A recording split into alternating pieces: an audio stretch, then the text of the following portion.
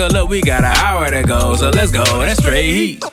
Ain't no chillin' around here, back to back, Nat chance, how we feelin' around here? Got my whole squad in the building around here. If my name ain't on it, then I really don't care. Come on. 3-point stance, we advance. Ball in my hands, I don't take no chance. Touchdown dance, that's my jam. No hot takes, this is nothing but rants.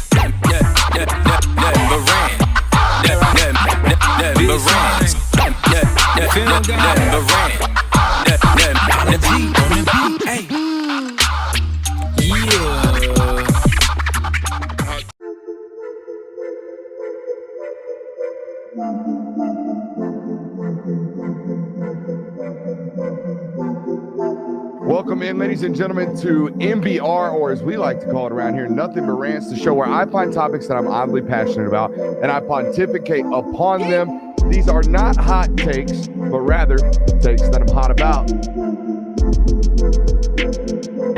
What's up? You really like that?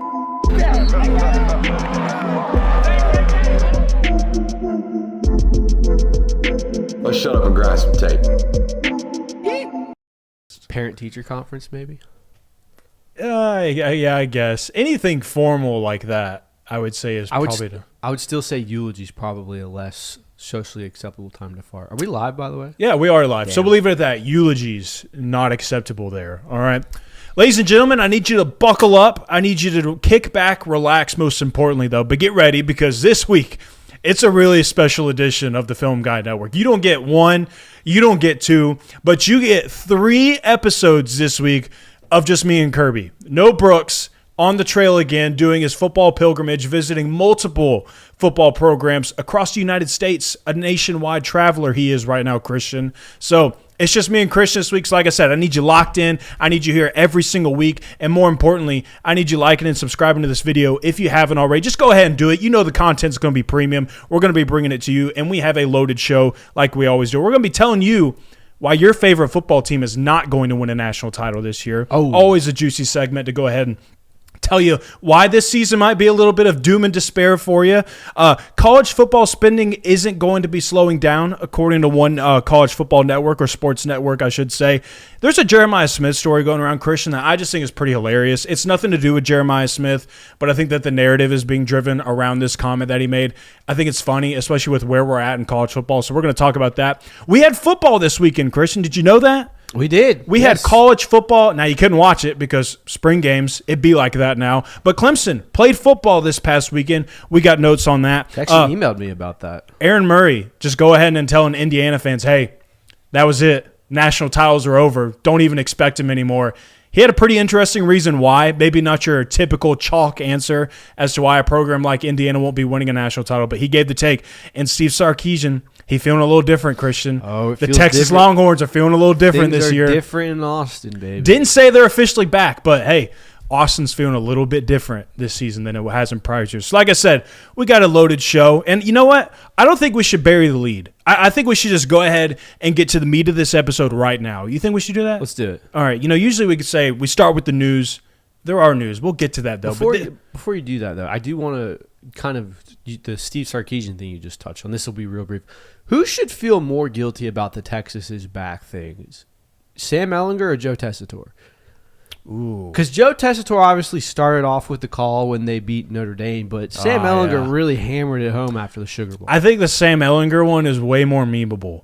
It's like way more of like when you think of Texas is back, I think that's what everybody envisions in their mind is, Texas beats Georgia in the Sugar Bowl, and it's like, oh, we're back, baby. We're back. And it took quite a time. Sam Ehlinger was not the reason why Texas eventually made a return to relevancy. Nor was the quarterback after him. Yeah. Hey, Steve Sarkisian didn't say it, but they might be back. They might be back, Christian. But we'll get to that a little bit later. That later. In fact, we'll go ahead and start this segment off with the Texas Longhorns. Now that we have you guys wrapped it in with your attention right now, why blank won't win the national title? We're going to discuss the top teams in college football. We're not going to go down by conference or anything like that. We're going to give you the teams that we feel like have national title potential aspirations this season and kind of poke holes in the roster, poke holes in this upcoming season, and elaborate why we think that might be the reason why you ultimately don't win a national title this year. So the Texas Longhorns, Christian, why don't they win a national title this year? So obviously there's a lot of reasons why a team won't win a national title. There's only one team that wins at the end of the year. Texas, on paper, seems like the most advantageous to do so. I think it's why they're ranked number one in a lot of preseason rankings, because of what Arch Manning is, because of all the talent that they've got. Has anyone ever thought about, and there's plenty of examples of this, of when you assemble these quote-unquote super teams, which is kind of what Texas is right now with how they got Cam Coleman, the talent just doesn't mesh well together. Like, there's a lot of just, one pieces without a whole of, they've got a bunch of great players, but they don't mesh well together. That could be a thing for Texas this year. I think that might be one of the reasons why they don't win one. And honestly, the other one is just the roster didn't develop. If Arch Manning doesn't take that step forward, if the offensive line as a whole doesn't take a step forward, if the defense doesn't get better where it was. I mean, they got a defensive coordinator fired this year. Now, again, we feel like that could happen, but if it does not take that next step forward, Texas does not win a national title this year. Yeah, I mean, it's certainly interesting to talk about with all these transfer portal teams and how some of them have been a bit more mercenary compared to other programs of like meshing those players together. And I think that you can kind of see teams later in the years or like later in the season start to really pick up, like get some momentum going. I think Miami was kind of an example of this team. Now, I wouldn't say that Miami is like necessarily one of these mercenary teams or mercenary rosters, but Texas Tech was an example of this. I don't think that they ultimately lost in the college football playoff because they didn't gel well together. Their players didn't work well together. I think ultimately it was they were just a tad bit inferior to Oregon in that season. But for Texas, I like the thing that I really continue to harp on for them, and I know that everybody wants to talk about Arch Manning. I think that majority of people would tell you that they think that he's going to take that step forward, that he's going to be better this season than he was last year. But ultimately what a lot of that hinges on for Arch this season is offensive line play and really just like offensive pieces actually panning out, kind of what you're talking about, where players have to get better, and Arch Manning certainly falls into that category. But if the offensive line continues to have the issues that they did last season and you can't run the ball, like I don't care how good Hollywood Smothers is, like if your offensive line isn't doing their job, if they aren't executing on a regular basis, then it doesn't matter. It doesn't matter how talented of a running back room you have. You're not going to be able to run the ball, and therefore Texas isn't going to be able to get into their play action sets. It's not going to be as effective like we saw last year, and it puts a lot of stress on Arch. And we saw that last year. He got very frantic in the pocket.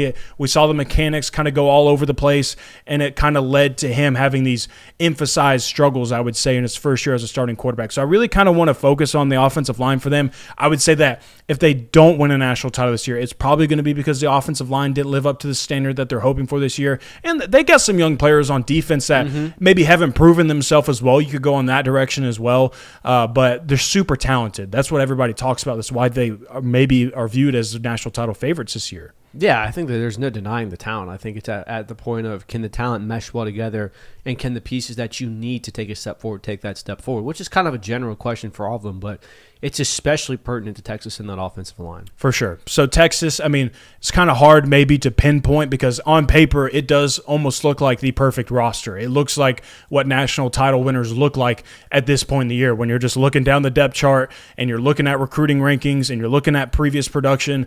I mean, these guys look like they have all the pieces that are necessary, the playmakers, the defensive playmakers. I mean, Colin Simmons is still on the roster. We know how good he is. He's certainly going to be an impact player for them, but there's just other areas where, yeah, there's talent, but based on what we saw last year, it just may not work out like you thought it would. Now, let's go to a team that they have a ton of losses. They're replacing a lot of production. Oh, man. The Ohio State Buckeyes, their season certainly didn't end the way that they had hoped it would, but you bring back Julian Sayin, you bring back Jeremiah Smith, you have a lot of talented players. They recruit at a high level like they always do, so that talent isn't lacking. But anytime you have a team that replaces this much production, there's always going to be some questions about them going into this next season. Have we entertained the possibility that Ohio State doesn't make the college football playoff this year? And I'm not saying that's going to happen, but there is a world where you lose to Texas and Austin, you lose one game to either at Indiana, at USC, or at Oregon, and then you can stumble along the way against Michigan or one of those teams. Like, now, some would argue that with that schedule, 9-3 should be plenty good to make it into the college football playoff, and I wouldn't be against that depending on what they do on the field, but there's a world where Ohio State doesn't even get to the dance because the schedule is just too tough this year and they have lost too much. Like, that's kind of the main reason why I thought. Because other than that, like, a lot of these teams, Georgia, Ohio State, I suppose even Indiana at this point, like, the expectation should at the very least be getting to the dance. And then at that point, who knows what will happen. I'm in a world where Ohio State doesn't make the playoff this year. Now, it's slim and it would take a lot to go wrong, but this is the hardest schedule in college football, in my opinion. I know that there's going to be metric rankings and all those things, but yeah, on paper, it's a tough schedule. It's a brutal one, but Ohio State is also, to their credit, like at least over the past few years, Ohio State has not been one of these teams that shies away from a tough schedule. I know that Big Ten teams are often the brunt end of the joke of, oh, it's a soft schedule, oh, you play in the Big Ten, but Ohio State has been scheduling the big boys. They toughen up the schedule, and they don't shy away from it. This season certainly is going to be any different because they're going to be playing Texas again this year. I do look at the defensive side of the ball for them. Now, they've been good. They've been good on the defensive side of the ball for a long time now, and that's what is expected of a team that recruits the way that Ohio State does. But when you lose players like Arvell Reese, when you lose the Style brothers, when you lose Caleb Downs, those are things that I just can't ignore. And like they bring in James Smith and Quay Rousseau from Alabama. Those are great additions. I think that their secondary is going to be good. Like I'm a big Devin Sanchez fan. I think Jalen McClain is really good. But when you lose impact players and players that are as good as those guys, it's just hard to ignore like having to replace them. And I think it just might be one of those things where you're talking about with the schedule, like getting those guys acclimated to being everyday starters and being in different roles and them having to be the highly impactful players. Sometimes that takes a little bit of time to get them accustomed to that. So maybe you have one of those situations where you have one of these tough games roll up and, you take a loss. You take one of those bumps in the road, if you will. I'd also kind of pivot over to the offense as well of like, I just don't know where continued growth is for Julian Sayin. I think he's a good quarterback. I mean, most accurate in college football. We know the numbers. We know what he did last year. Super efficient at the position. But I do think that there is a need at the quarterback position to where guys have to take that next step. And especially for this offense this year, you would really love to see that with you get one more year of Jeremiah Smith and you want to maximize that as much as possible. You get Chris Henry Jr. in for his freshman year. I just don't know where that next step is for him. And if he's the same quarterback that he was last year, I'm not going to say that that's going to be the reason they don't win a national title. But I do have some questions about, like, I just don't know where he gets better. I don't know where the next step is for Julian Sayin this offseason to where it goes, whoa, this guy is one of the best quarterbacks in college football without a doubt. I could see that, yeah. So schedule too tough and quarterback didn't develop as much as you needed him to with the losses that you're having on defense. So two legit reasons. All right, we'll stick in the Big Ten. We got Oregon, and I'm going to be honest.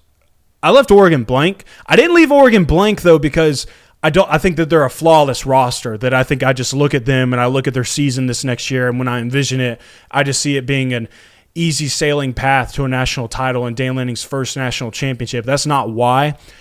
For whatever reason, whatever my skepticism is of Oregon, I feel like anything I think of is like just kind of a chalk answer. It's like, oh, Dante Moore, are we going to see improvement from him? Oh, is the defense going to get better? Are the weapons going to deliver like they have in previous years? Like, is Evan Stewart going to be the guy that he was prior to his injury? DeCorian Moore in year 2, what does that look like? Losing Kenyon Sadiq, like all those answers just feel like super basic and bland. Like it's not really a reason why, but there's just something with Oregon about like, I don't know that they win a national title this year, but I could also see it. Like, they have a really good team. Oh, I mean, all these teams on this list, I think you could see. The reason why I'm saying that if they don't win a national title, this will be why is because the offense took a step back with Will Stein leaving. It's a big and big they reason. hired from within, and in respect to Dan Lanning, it's one of the more out there kind of decisions he's made in the hiring process of coordinators. He's had a lot of overturn at that offensive coordinator position. I'm not worried about them losing and having to replace it. I'm worried about the fact that previous time with Tosh Lupoy and with Will Stein, it's been guys on the outside that he's brought in and then updated the system. This is just a guy that's going to try to run Will Stein's system in there. And if we know that if you're not the guy who created the system, it's almost never run as efficiently. Dante Moore should be a better quarterback, but I don't know if Oregon's going to have the offensive firepower to keep up. We saw this last year. They struggled mightily against Indiana in both games. Like, there were instances where Oregon's offense didn't look great. They didn't look great against Iowa last year. Now, maybe Dante Moore getting better can hide some of those things, but I think the offense might take a step back. And, like, for Oregon, too, I'd say the questions that I have going into this season are the questions that have remained with Oregon over the past few years and around Dan Lanning. Like, the biggest thing everybody will talk about with Dan Lanning is, oh, it's the playoff games. It's the big matchups. Like, he just can't win those. And it's not even that he can't win those or win those games. It's that they haven't looked good in those matchups, you know? It's been some brutal playoff losses for Dan Lanning over the past couple of years, but I'd also say, like, these programs and these coaches that the same theme continues to roll over into the next season, guys that we think are good enough or like we think are really good coaches, like we think Dan Lanning is a top 10 coach in college football, eventually it seems like those answers get figured out. Like Kirby Smart went through this process of like, can he get over the hump? Can he beat Alabama? Can he finally do it? And he ultimately does. Jim Harbaugh went through this phase with Michigan, and he ultimately wins a national title. Ryan Day went through this phase with Ohio State. He ultimately wins a national title. I feel like Dan Lanning is in that phase currently of like the repeated questions are just the same things every single year, and everybody's just waiting for him to break through that wall and finally do it. And this very well could be that season. But again, it's like the same questions that I had last year, I kind of have the same ones going into this year. Yeah, for sure. I mean, I think that until Dan Lanning can prove to you that he is one of these guys, that's going to be the overhang over his head, obviously. And that does feel like a chalk answer of until Dan Lanning shows us he can win, we're not buying it. I think the offense seriously takes a step back. Yeah, and you gave a much better answer, and that's why I left it blank, because I didn't want to come here and give the basic answer that everybody's asking. So maybe I copped out a little bit. You can label it however you want, but again, I think Oregon's really good. They certainly won a national title, so it's nothing against them, but it's just the same questions that I've had about Oregon over the past couple of years. Notre Dame, next up on the list. Now, for me, it all boils down to replacing offensive production. Now, you get C.J. Carr back. A lot of differing opinions around him. I would say a majority agree that he is going to be one of these guys that's contending for a Heisman, that's going to be one of the best quarterbacks in the country. You really saw him figure some things out later in the season. Didn't look that good against Miami in week 1, but as the season progressed, he really started putting everything together. But when I just look at 3 guys of losing Ja'Jarian Price, losing Jeremiah Love, and losing Malachi Fields, those are 3 massive offensive producers from last year's roster for Notre Dame. And I have questions about replacing that because the 2 running backs alone, I mean, those were 2 of the best that college football had to offer. Yep. Notre Dame fans would tell you that they were the best tandem in college football, and maybe you can't push back against that. But with the way people talk about Jeremiah Love, with the way that people talk about Notre Dame, or Notre Dame fans talk about Jeremiah Love, this generational talent, and Ja'Jarian Price being right behind him, a really talented college back, that's something that a young quarterback, it's a luxury to be able to have that to rely on in your back pocket of like, hey, if I get us in a sticky situation, or if we need to pick up 7 yards right here on 2nd and 10, I'll just hand it off to one of my really good running backs. I don't know what that looks like this year, and I don't know if Malachi Fields, like, what's the replacement there? Where's our X answer? Because that was a huge thing for them in the season. They came up just short of a national title when they lost to Ohio State. Where's the X receiver? Okay, we have Malachi Fields. He's really good. Where is that this year? That's the questions that I have for them. Yeah. If there's one thing we've learned in this 12-team college football playoff format, that the majority of times in this, it's a crapshoot once you get there. We've seen 2 lost teams reach the Natty. We saw last year an Ohio State team that had 2 losses win the national title. Like, more often than not, the team that gets there doesn't necessarily prove. Like, Notre Dame also fits this category of, hey, just get there and we'll see what shakes. My worry for Notre Dame, and it's kind of similar for Ohio State, for the opposite reason. Notre Dame's schedule might be too easy for them to be a college football playoff team. Because we saw it last year. You lost your 2 most important games, and you got boxed out by Miami. You only have 1 important game this year. You've got Miami, and that's it. You got to hope, hey, maybe Wisconsin turns out to be a good team. Maybe Navy's a top 25 team when we play them. They have no preseason top 25 teams on their schedule with the exception of Miami. So if you lose that game and you're 11-1 looking around, now I understand that the memorandum of understanding that they have would place them in the top 12, but are you a top 12 team if you lose this? Like, yeah. Slip up like Marcus Freeman has against Marshall and against teams in the past. Like, let North Carolina upset you, or let another bad team beat you. All of a sudden, 10-2, 11-1, that's not a great look. So, I mean, this might be my version of a cop-out answer, but we've seen Notre Dame slip up against inferior teams. If you have that, you don't have the schedule to afford you this anymore. When do they play Miami? They play Miami in early November.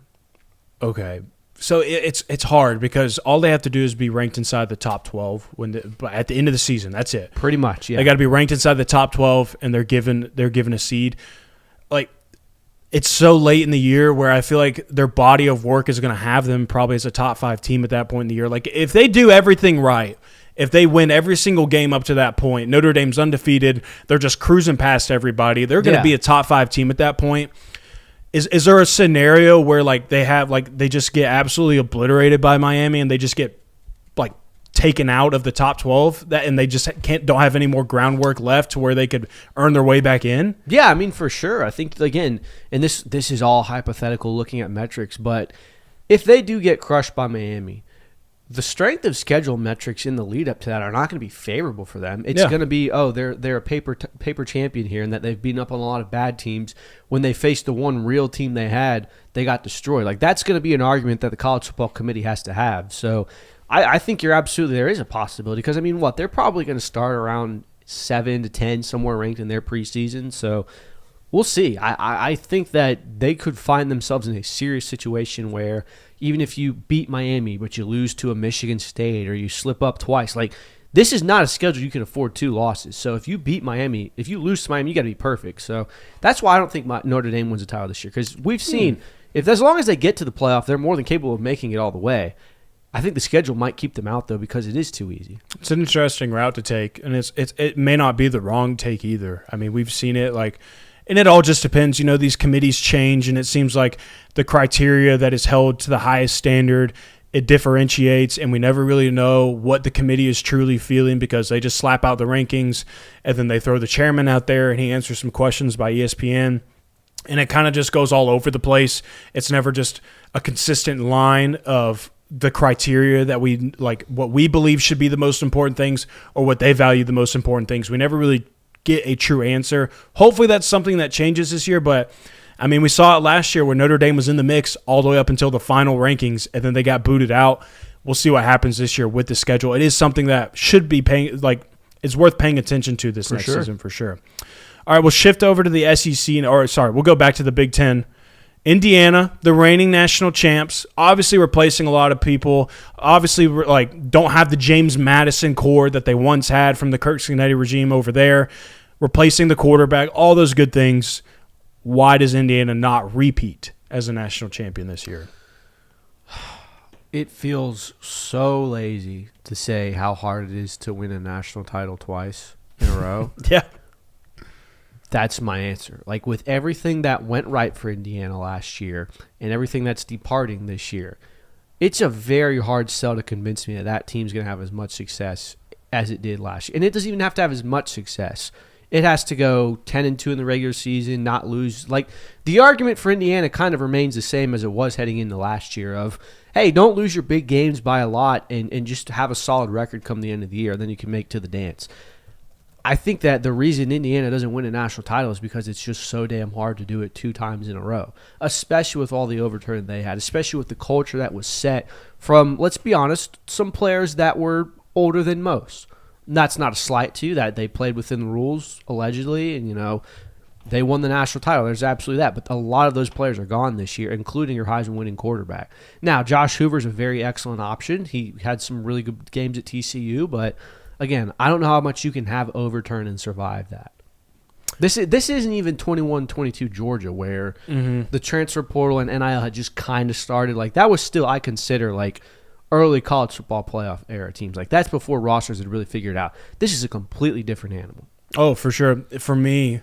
And, this is if Indiana is going to be this carbon copy of the Hoosier team that we saw last year, where it's just they out-execute you every single weekend, and it leads to a national title. And I do believe that. That seems to be what Kirk Cincinnati teams are really hinged on, is they watch film more than anybody else, and they prepare for games in a different way than anybody else, and it leads to them out-executing teams. But this year, I would pinpoint that at the quarterback position, because Fernando Mendoza, I know that we've talked a lot about him being the number 1 prospect or the number 1 overall pick in this year's NFL draft. Is he worthy of that? Well, by demand, he probably is, but he's not this flawless prospect, and he's not your typical number 1 overall draft pick. But he was efficient, and he made the right plays, and he was timely with his plays, and he didn't turn the ball over.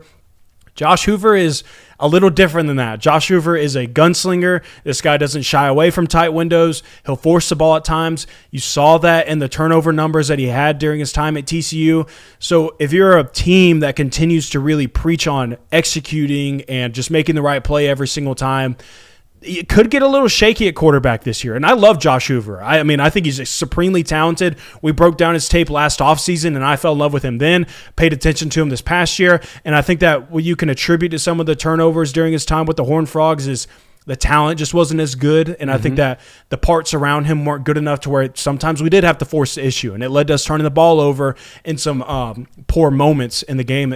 But for now at Indiana, like, if the talent remains the same, I still don't know if, like, we're just going to completely decimate our turnovers and all of a sudden we're going to become this guy that takes care of the ball every single time. I think that the turnover numbers are certainly something to pay attention to, and I could see, like, the step back a little bit from quarterback being an issue for them this year, and enough to where they don't win a national title.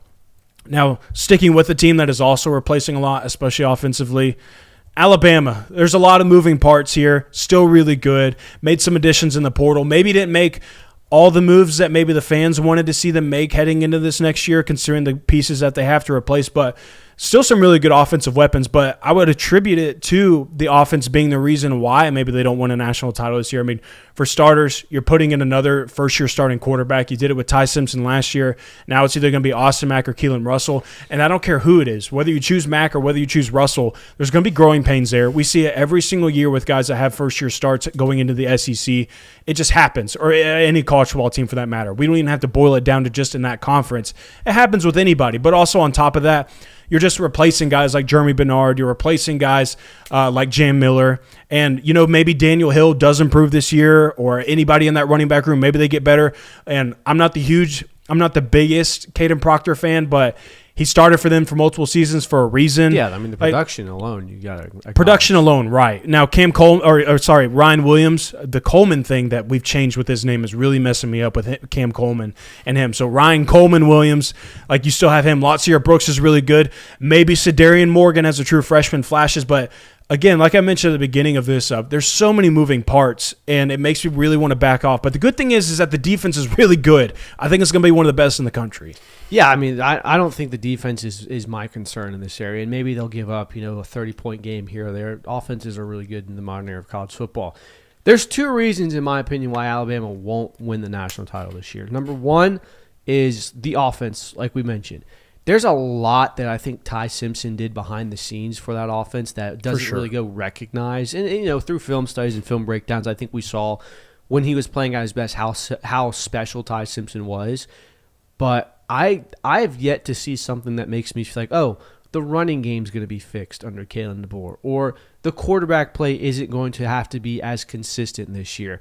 And the other reason is, and unfortunate as it may be, Kalen DeBoer has yet to put together a full body of work at Alabama. There are times when they look like a top 3 team, and it's, my God, this team might go all the way. Mm-hmm. And there are also times where it's, wait, they lost to who? Yeah. They're trailing who? The score is what in the Alabama game? Like, that has been the story of Kalen DeBoer in Alabama for 2 years. And I said before, until you give me a reason to believe that it's not going to happen, it's kind of like the get over the hump talks we've talked about. Until Alabama can at the very least look consistent throughout. If they're a consistent team and they go 8-4, I would say that's a success for Kalen DeBoer. Now, the record would not indicate that, obviously.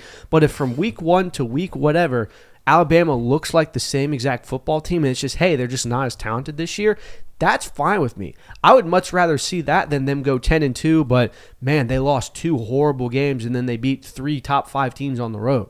Like, that's less impressive with me. So they're not consistent enough under Kalen DeBoer. That's the other reason why they don't win the title. Yeah, and when I would agree with you that Alabama needs to search and find some consistency with their team under Kalen DeBoer.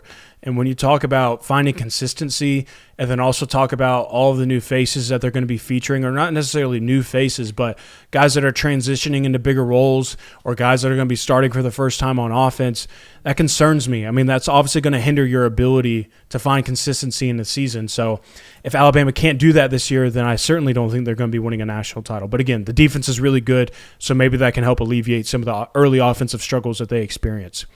All right, we'll stay in the SEC. Georgia. Why does Georgia not win a national title? Some people would like to tell you that it's because Gunnar Stockton didn't get better. And who's saying that? There's a lot of people. Just go online. And yeah, Gunnar Stockton needs to improve, but Georgia won't win a national title if the defense doesn't get better. And that's why they will not win the title if the defense does not get better. There is no world where a Kirby Smart defense, with the people he has on staff and the talent he has in that room, should be last in sacks in the SEC. I understand the metrics of how quickly these quarterbacks are getting rid of the football. There's no denying that they were not as good in the pass rush last year. There is no world where a Kirby Smart-led defense with that staff and the talent they have on that roster should be in the bottom third of forced turnovers. There is no world where basically any team that plays them should just be given free points off the first drive because they're walking it down throats. That should never be the MO against Kirby Smart. That has to change. So, yes, we can talk about Georgia's offense and how Mike Bobo and how they're going to praise Zachariah Branch and how Gunnar Stockton has to get better. If that defense doesn't take a step forward and look anything, it doesn't have to look like 2021. It has to look something like it's looked the entire tenure of Kirby Smart, and it didn't look like that consistently enough last year. The Texas game was great. The SEC championship was great. The way they closed out the regular season was great. I watched a Tennessee team that hadn't scored more than 20 points since Josh Heupel got there, put 41 on that defense. I watched Ole Miss have 5 consecutive touchdowns on the opening game in the first matchup. So that's where Georgia needs to get better, and if they don't do that, they won't win a title. Yeah, especially with what the identity of last year's team was offensively, where it was, we're going to take blow after blow, but we're also going to give punches. We're going to throw them constantly for 4 quarters, and we're just going to beat up on you constantly, and we want to dominate time of possession. When that's and we want to run the ball really well. When that's the identity of the offense, what you need with that is also a defense that is going to get the other offense off the field so you can continue that. Ideally, every game for Georgia goes the way it did against Alabama last year, where your defense is holding strong. Your offense isn't doing a whole lot. They're not scoring 40 points, but they're doing just enough to keep the ball out of Ty Simpson's hands, and they're dominating the time possession, and the other team isn't running the ball. They just can't figure things out. Those are the recipes for Georgia winning, at least last year, and I expect them to kind of have a similar offensive identity this year. Now, you hope for more explosive plays, and that's why I'm going to reside in the wide receiver room. It is a little scary, not going to lie. It is a little daunting to think about how much production you are losing there, and I know the talent is there. I know that C.J. Wiley is really good. I know that Sokovie White-Helton is really good. I know that Talon Taylor is really good. London Humphreys, he's a veteran. We know what we get out of 16 every single Saturday. All these new coming faces, you expect them to be caliber enough in the SEC to replace that production. And Isaiah Canyon, we saw what he did at Georgia Tech. I think they have the right pieces, but when you talk about wanting to become a more explosive offense, and yes, that relies on Gunnar Stockton being willing to make the throws and doing everything right within the offense and not being so trigger shy this next year, but it also relies on all your offensive weapons being on the same page and doing the right things and making those plays. So I'm just a little skeptical there, as is everybody with Georgia going into this year. When you lose Dylan Bell, Colby Young, Noah Thomas, and Zachariah Branch, how could you not be a little skeptical about the weapons? And I didn't even dive into the tight ends. It's talent everywhere, and that's what you always say with Georgia. There's a question here, but they're so talented. You don't even have to worry about it. Just interested to see how all of that plays out, because if they do become more explosive, that's great. But I think also with your part, it is a 2-pronged question. The defense also has to improve. Mm-hmm. All right, moving on to a different conference that we haven't even talked about yet. Texas Tech seems like it's the only one that matters in this conversation when it comes to winning a national title. Why don't the Red Raiders make the playoff again or win a national title this year? Yeah, I think that they are steadily working to improve this thing, but I still think they're a few years away from having adequate enough talent to make the run that they would in the college football playoff. Now, they're going to be able to beat up on the Big 12. We saw them do that last year. I mean, the over-under basically is them going undefeated the regular season. They should have no problems getting to the college football playoff. My worry is when you go against these teams that have had years and years of recruiting classes of 4 and 5 stars. Now, they've had incredible transfer portal hauls over the last 2 or 3 years. They're getting some big names. They've got some big-name 5 stars, Felix Ojo, guys like that. They've added to the roster. There's the expectation that they're getting more and more talented. I just don't know if it's there yet to where you can win 4 games in a row against top 10 teams. Mm-hmm. And I do like their additions. I like Brendan Sorsby. I liked him at Cincinnati. I think it'll fit really well for what they do over at Texas Tech. I think it is a slight upgrade at quarterback compared to what you had last season, but I mean, the amount of chaos that defense created last year with Jacob Rodriguez and David Bailey, and I'm blanking on the defensive tackle's name right now, but Tyree Wills. No, Lee Hunter. Those guys, there was so much chaos created, and it's so daunting, and it's why they're able to rout opponents like they did in previous years. And replacing all of that, it's not even just about replacing the talent that those players had, but expecting maybe to have that type of chaos recreated and have all those turnovers forced defensively and help out your offense in a lot of situations. I just don't see that being replicated this year. I wouldn't see that being replicated for any college football team. I don't care how well you recruit or how good your transfer portal class is. It felt like a bit of an anomaly. Now, the schedule is what it is for them. I think they'll be fine there. I think they'll get to a playoff again this upcoming season. But I do think that this year you might be taking a step back a little bit because you are going to be young at some spots. And you have guys like LaDainian Guyton and Felix Ojo, like you mentioned, where they're going to play probably, but these are young football players that probably need some callousing, that need some reps. And so maybe it's not this year where you really start see them breaking through their ceiling as players. It might be a year from now or it might be 2 years from now. So I think there might be a slight step back for Texas Tech.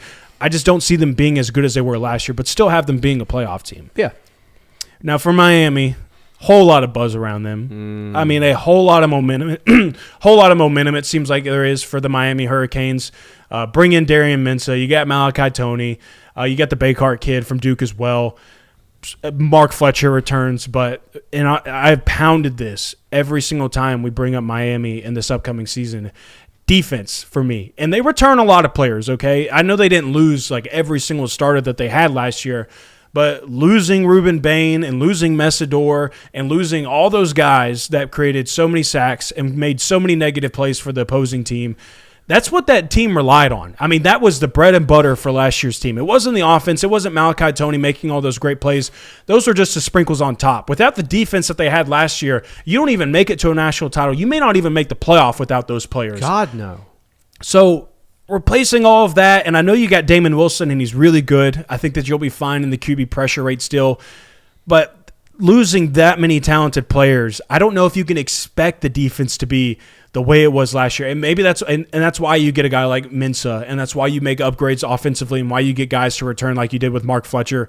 But I don't know if you can rely on them as much as you did last year. So the offense has really got to be humming. And I just think that there's some worthy questions, in my opinion.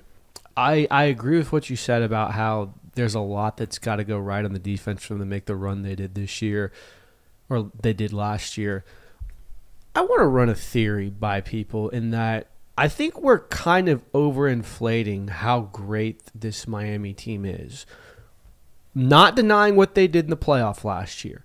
Not denying that at all, but do we remember what the narrative was in the lead up to that of, hey, this is a 10-2 team. The offense hasn't been that impressive. They didn't look great against Florida State. They struggled at times. They lost to SMU and Louisville, for God's sakes, two middling teams.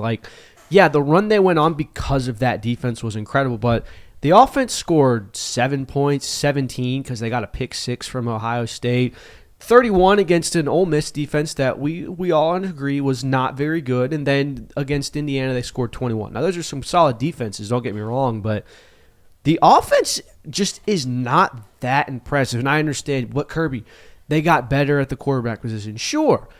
They also had a number 1 overall pick at the quarterback position 2 years ago, and they did the same thing they've done. Miami, for the last 2-3 years under Cristobal, has really talented, still finds a way to go 10-2 in the regular season. And I don't know if what they lost on the offensive and defensive side this year, that 10-2 turns into 9-3. Now, the schedule's a little bit easier, but the losses that they've always had aren't ones that you see in the preseason go, that's going to be a tough one. So my reason as to why Miami doesn't win the national title this year is because they necessarily weren't at the talent level they could have been to be a national title contender last year, and they've lost a lot of that talent. I mean, it is crazy to think how close we were to Miami being left out of a playoff and how close we were to this conversation about the Hurricanes not even existing. Like, if Miami didn't make the playoffs last year, I don't know if we're sitting here telling you why they don't win a national title this year, because they're not the conversation around them is completely different. It would have just been, yep, there it is, another season by Mario Cristobal that was a failure. We were so close to that happening, but the playoff really changed the narrative around that program. And it's not saying it's not worthy of that. Obviously, them making it to a national title and being as close as they were to winning a national title, they're worthy of being talked about this way heading into this next season, especially with the additions that they made. But I don't know if they're just like this like golden path to a national title, or like they're just like the clear-cut favorites, or like, I just want to see it. And that's for every team. I'm just not going to sit here and stamp them as like, oh, without a doubt. I mean, they're going to be great defensively. They're going to be great offensively.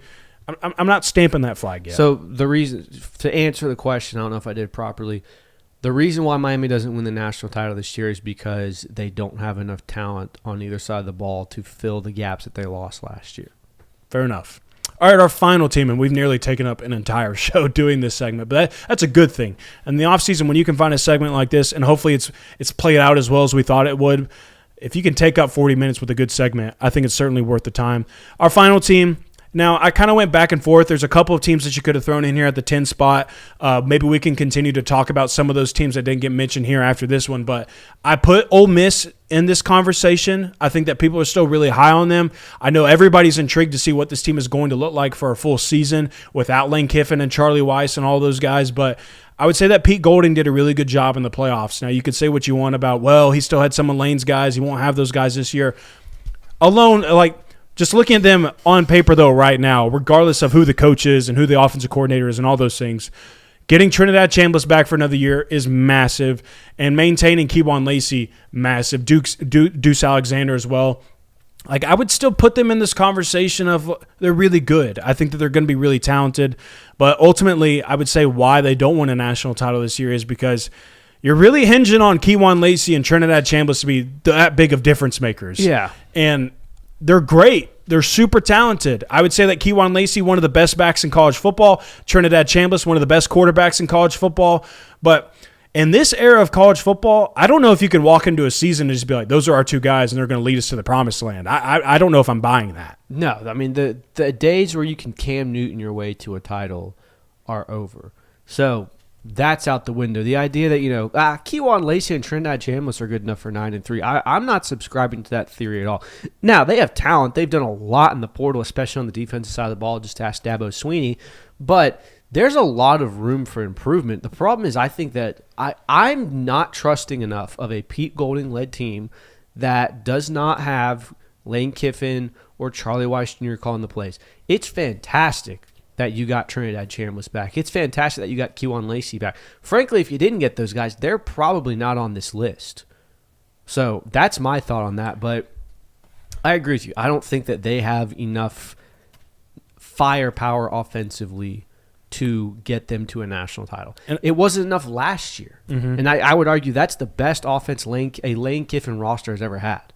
And I know that chat's in us right now of like, please do your research about Ole Miss. Like, not saying they're not talented. Not like, I know I made it seem like that I'm just saying that it's Trinidad and Kewan and a bunch of nobodies. It's not that. Like, I don't expect the offense to just disappear because Lane Kiffin or Charlie Weiss isn't calling the plays anymore. I think they're still going to be really good there. And I could also shift this conversation to the defense has also been quite a letdown for Ole Miss for quite some time, and I don't know if they got immensely better either.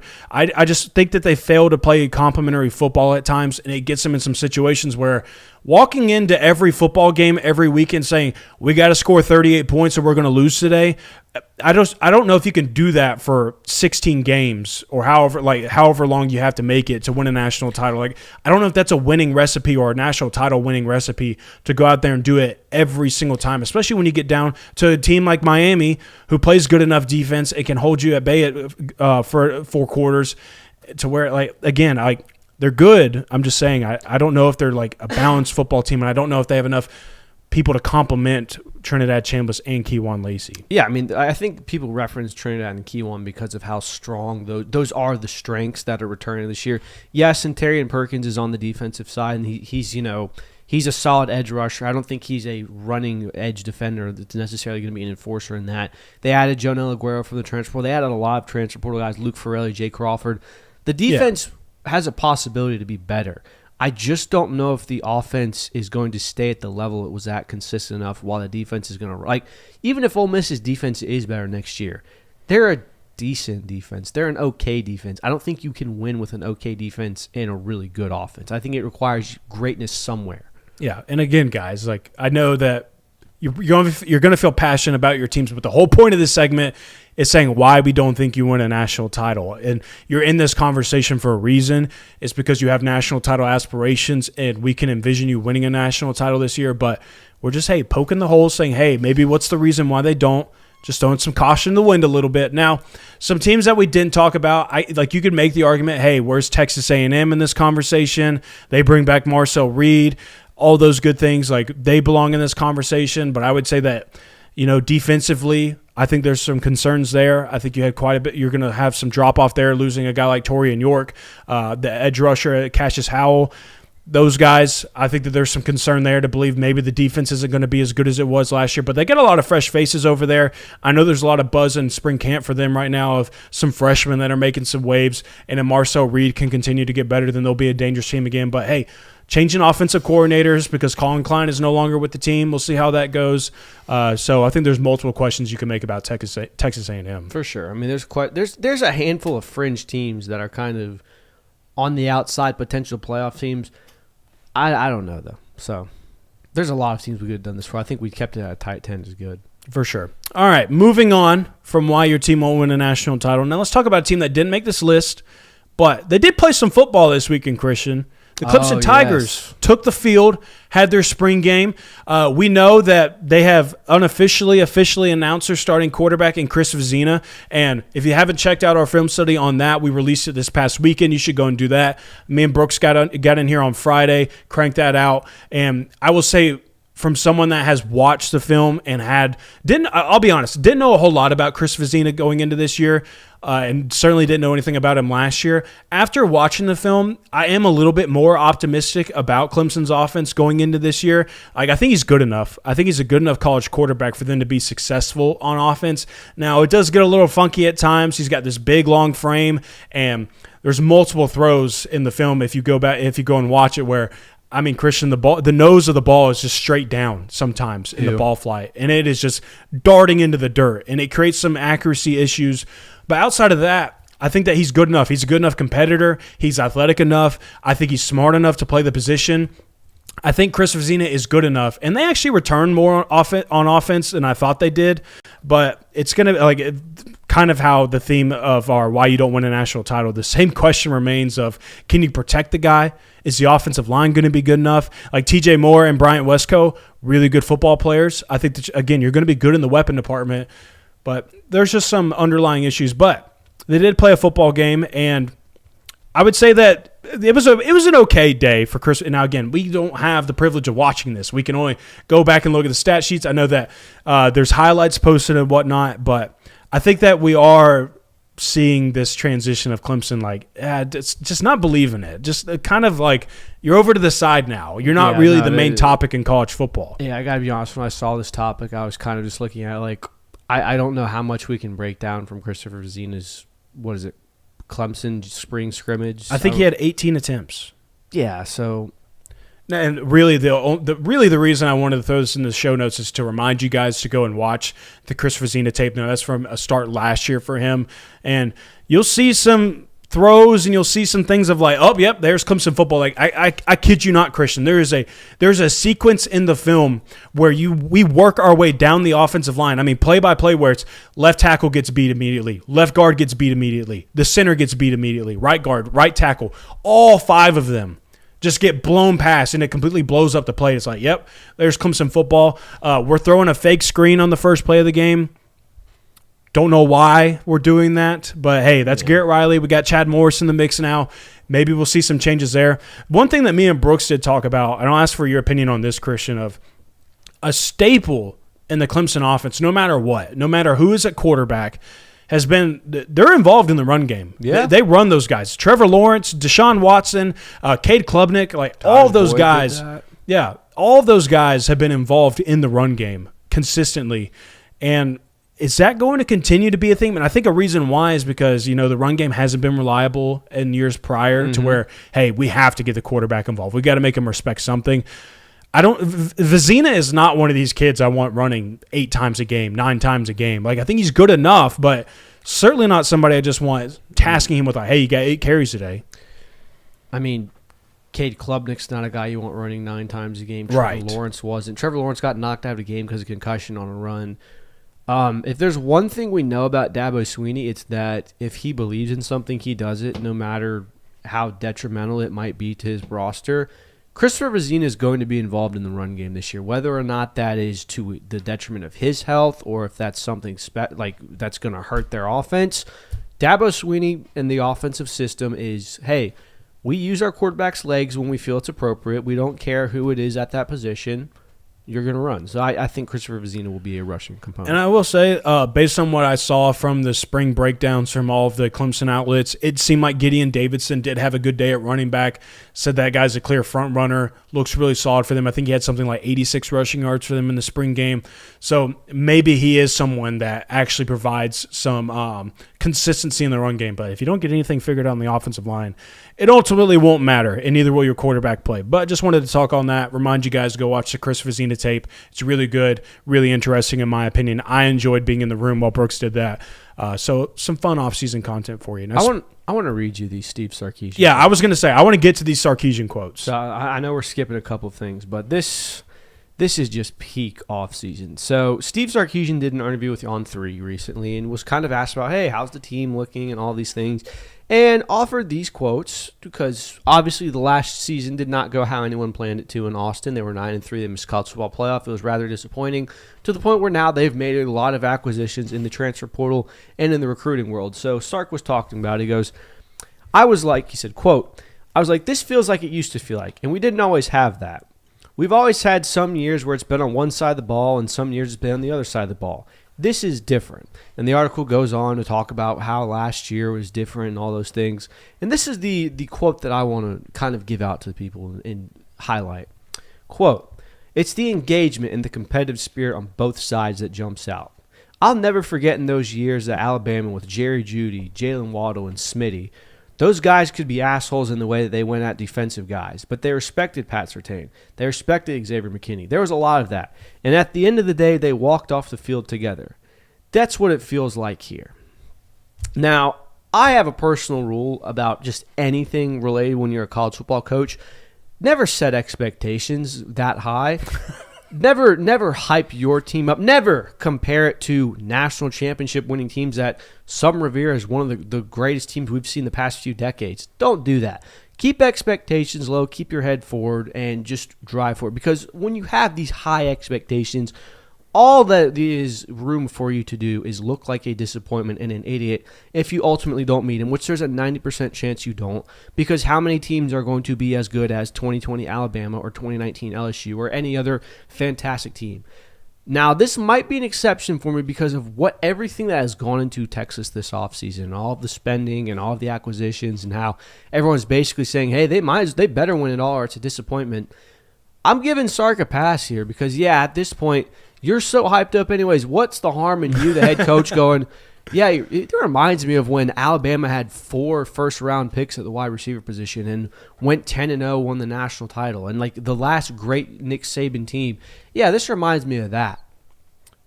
I'm trying to think of a time where I can remember a coach coming out and giving quotes like this ever really panned out, ever really ended up working out in their favor.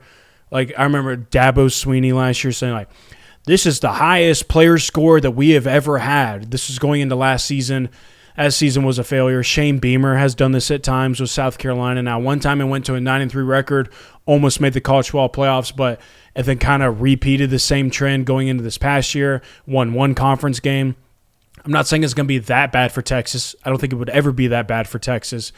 I just can't ever remember a time where a coach comes out here in the offseason and gives quotes like this, where it's to the tune of, oh, this is just different. This year is the year. We could feel it.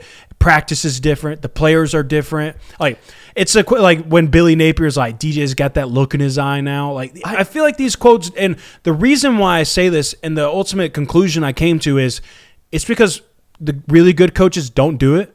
And I'm not here to say Sark isn't a really good head coach. I think it's just irresponsible to put those expectations on you in those sound bites. And I don't have a problem with him coming out and saying, yeah, this team feels more connected. Yeah, we've got guys going at each other more than they have. Don't draw it back to and tie it back to teams of that prestige. And I understand that Steve Sarkisian was a part of a fantastic college football team in 2020 and a fantastic offense. I mean, for God's sakes, he had Mac Jones as a Heisman finalist. He made a wide receiver the Heisman Trophy winner. That 2020 offense was almost basically unstoppable.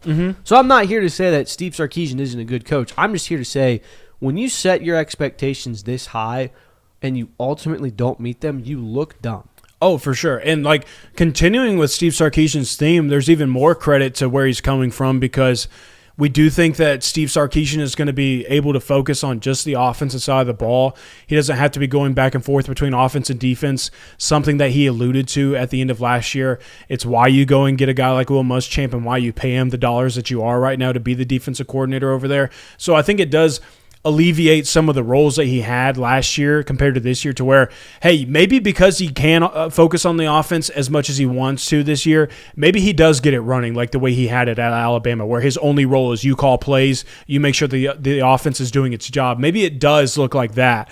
But I would also say when I think about a coach saying this, and I don't want to turn it into like, and I'm not saying every coach has to be these guys, but Kirby Smart has never came out here and said, oh, man, when I look at these guys at practice, I just like I'm taken back to how we were in 2021 with this defense, or how we were in 2022, how balanced we were. And like Ryan Day, I don't think he's ever done this, and Kurt Cignetti, I can never envision him doing something like this. Like I don't know, it just feels weird. Yeah, and he even does it more in the quote. Like, there's another quote where he says, I would say probably for the first time we feel like we have top-level talent across the board, position by position on both sides of the ball, but yet we also have the depth behind it across the board. I feel like we've had years where we've been elite up a couple of positions, and maybe we hadn't had enough behind. Like, basically just hyping up, like, this is the most complete team I've ever had. It reminds me of when like, don't do that, dude.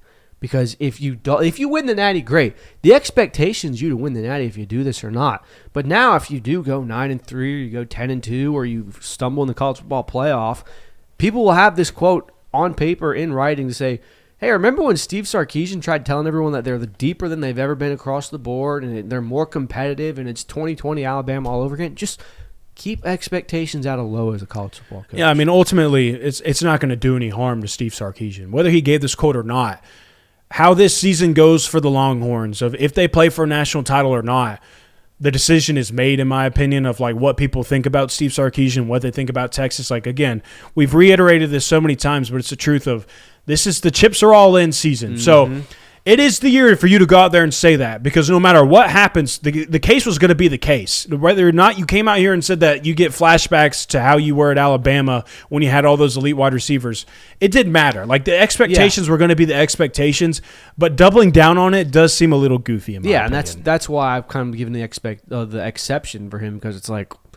everyone tells you have to win a Natty this year anyways. Like, you coming out and saying it as well. Like, Shane Beamer, don't be coming in front of a mic being like, we're going to compete for a playoff this year. Like, don't do that. But Steve Sarkisian at this point, what the hell? It doesn't matter. I do want to touch on this story, and this is just a me thing probably. In fact, I haven't even seen anybody give this take on the Jeremiah Smith quote. And I don't have the direct quote right in front of me, but Jeremiah Smith was interviewed at spring practice, and he talked about how teams were throwing all these massive offers at him, and he was like, and one team in particular, I'm not going to name them, but you guys know who they are. They were throwing a bag at me to try and get them to transfer out, and everybody's talking about how, Miami's taking and running with it. They're making jokes about it, how we don't need Jeremiah Smith. We're better off without you. You don't even have to throw our name in there, all those things. But I find this so funny to me, because what player isn't getting thrown a bag at in the offseason? Who isn't getting thrown an offer right now? Like, legitimately. Even if you don't even have to be as good as Jeremiah Smith. You don't even have to be a former 5-star. If you are a starting player on a Power 4 roster, please tell me an example of this where you have not been offered a deal to go elsewhere. Name me a single one. Yeah. Because I think that the consensus now is everybody's getting offered new money. Everybody's getting offered to go somewhere else. Yeah, I don't know, and I get it's the offseason. We're looking for stories here. I don't know why this became like such a, can you believe Jeremiah Smith? And he didn't even name the school. Like, a school called Jeremiah Smith and offered him a transfer. Oh, you mean the most talented wide receiver possibly that this generation of football has seen? People are comping to Julio Jones is getting offers to transfer schools? Yeah. That's not news. That's an expectation. That's an understanding. I mean, there are guys on rosters that have never even played a snap that are getting offered deals to go somewhere else. So this isn't me trashing Jeremiah Smith or throwing shade at him for making this comment. It is what it is. We understand, hey, schools threw big money at you, but again, I find it funny because who isn't? Who isn't getting offered a new deal? No offense. If Nykar came in front of a mic and was like, you should have seen the multi-million-dollar deals that I had coming in. That would be okay, this is interesting. It's Jeremiah Smith. It's the best wide receiver in college football, hands down. Why is this news? Yeah. So, again, just given the era of college football, the time that we're in, I mean, we hear crazy stories all the time. Jeremiah Smith getting offered millions of dollars to transfer. Certainly not one of the crazy stories. And if you're Miami fans and you're clowning on Jeremiah for saying this and laughing at him, I would have been mad if your school didn't try. I would have been mad at Miami if we didn't make an offer to Jeremiah Smith this offseason. Why wouldn't you? Why would we offer a kid that's from our state? And, hey, maybe this season isn't looking the way that you thought it would at Ohio State. Maybe you guys aren't going to be as good as you were last year. But, hey, look at us. We got a brand-new quarterback. We're looking we're riding all this momentum from making a national title game. I would have been super mad as a Miami fan if I found out the Hurricanes didn't offer Jeremiah Smith millions of dollars. Yeah, no, I totally agree. Should we go to the local hour, Kirby? Local I see the jokes. Local 45, not tonight. We're getting a full hour, even a little bit on top. We'll see you on the other side.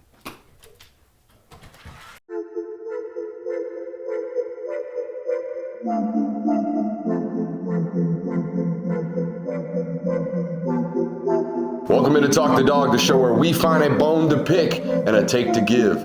These are not hot takes. These is dog takes.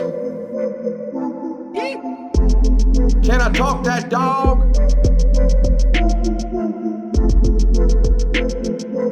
What's up? You really like that?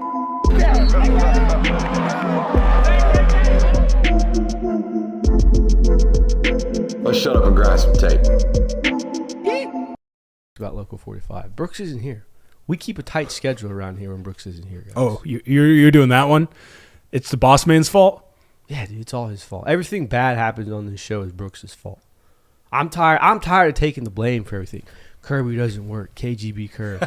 Everything that bad happens on this show is because of Brooks Austin. Yeah, I mean, think about it this way, guys. Of all the people in the room, when we're a complete show, when it's me, Christian, and Brooks, which is not tonight, it's just me and Christian, we're on time for the local hour. But of all the people do you think that would shortchange the local hour, do you think it's the 2 UGA graduates or do you think it's the national talking head? Yeah, that's right. We control the narrative now.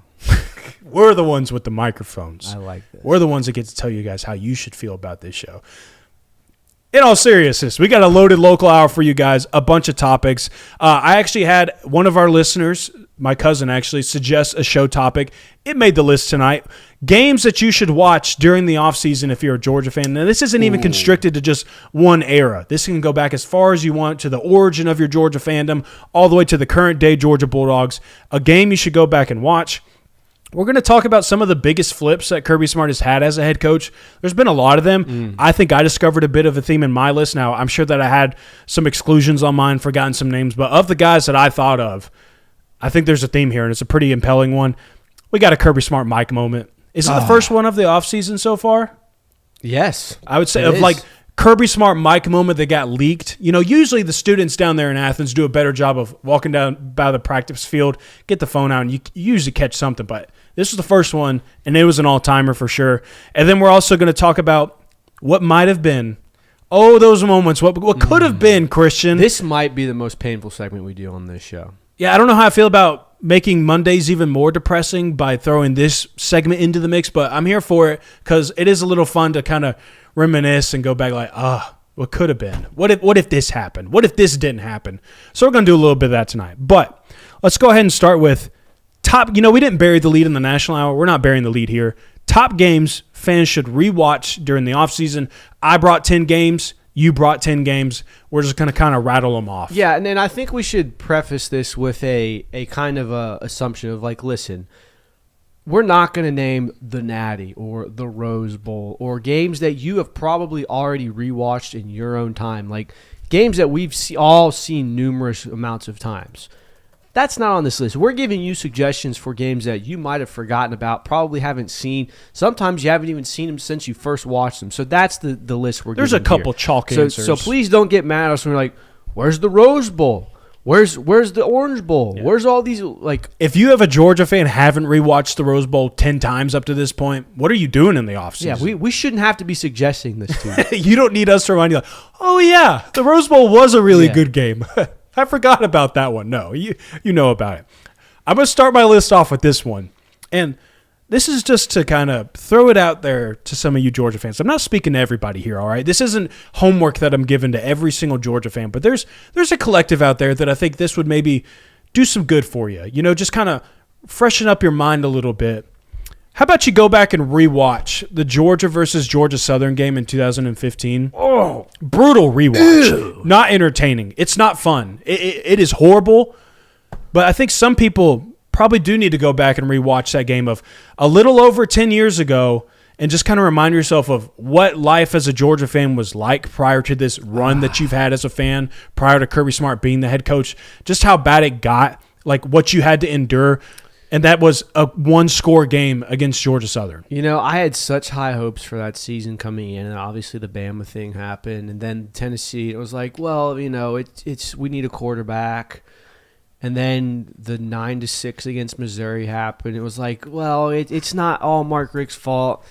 By the time they went to overtime against Georgia Southern and it required a Sony Michel walk-off touchdown, I was like, I think Mark Richt might be done. In that game of all games, there's something about struggling against a team that runs the triple option that is so painful. It sucks so bad. Yeah. It's like you feel like it's so simple. You know what they're doing every time, and you can't stop it. And it's just like this slow death that you're just watching over 4 quarters. And the fact that Georgia won that game is like all that mattered. Like, oh, it's a one score. We don't care. We didn't lose to Georgia Southern. You can't bring that back up in 10 years of like, hey, remember the time Georgia lost to Georgia Southern? No, you can't do that. But maybe go back and freshen up your mind a little bit of just what things were like prior to Kirby Smart. Now, here's a game that is extremely underrated in Georgia history. It's from a really fun season. The 2012 Tennessee game. I don't think this game gets enough credit for how fun it is. There's a lot of iconic games in that season. It's probably why. If you don't recall, Georgia wins this game by a score of, drumroll, 51-44. Keith Marshall has over 100 rushing yards. It's literally explosive play by Keith Marshall and Todd Gurley after explosive play. Aaron Murray has like 300 passing yards almost. Damian Swan has one of the more acrobatic interceptions I've seen where a ball gets tipped up and he grabs out with one hand. Like, just a very fun game to watch. Not a lot of good defense. Third and Grantham is very much in play during this time. But anytime you can watch 90 points scored in a game, fun rewatch. I recommend going back and seeing that. Especially a rivalry. But that just makes you think about the amount of times Georgia went into football games. And you could always tell early on in the games. Like, it didn't take long for you to notice of like, all right, Aaron Murray has to go score 50 points or 40 points today if we're going to win this one. Like, you could always tell early on in those matchups, and that was certainly one of them. And Georgia ended up delivering the amount of points that they needed to pull out that win. I'll throw out an obvious one here. And I know that we said we weren't going to do these, but I feel like some of these, it always is worth rewatching. This is one that I've certainly rewatched multiple times. 2022 Peach Bowl. I mean, just the epitome of one of the best playoff games that we've ever seen, one of the best college football games. Not staying in the perimeter. We've let the box open. Now they can yell I'm starting with that one, though. Then I'm going to dig in my bag a little bit. Right. But, you know, I love rewatching the Peach Bowl. That's a great I do it game. every offseason. That is a great game to rewatch. Staying with kind of early Mark Richt or late Mark Richt era games, how about 2013 South Carolina? Everyone talks about how I love this game. Everyone talks about how the LSU game is the most rewatchable, and it certainly is a better game. But that 2013 South Carolina game is a ton of fun. I don't think people remember. You were coming off back-to-back losing seasons against that team, and there was a lot of fun moments, a lot of great plays. Todd Gurley gets his helmet ripped off in one play. Mark Richt calls a surprise onside kick. Aaron Murray dices him up. Justin Scott Wesley with the 80-yard touchdown reception. There's a lot of great things happening in that 2013 South Carolina game. Very fun rewatch. Oh, 100%. That's one game, for whatever reason, it always sticks with me. The 2013 Georgia-South Carolina game, for whatever reason, just always stays in my mind. Like, I probably envision Justin Scott Wesley running for 80 yards for a touchdown multiple times a week, and I'm not afraid to admit that, okay? So Justin Nothing wrong Scott with Wesley that, will always remain in my mind for that reason. All right, 2019 Georgia versus Auburn. Now, on paper, I know not that glamorous of a game. Probably thinking, oh, not a whole lot of action. Most Georgia fans just remember it as, the third time we beat Bo Nix, the second time we beat Bo Nix, whatever.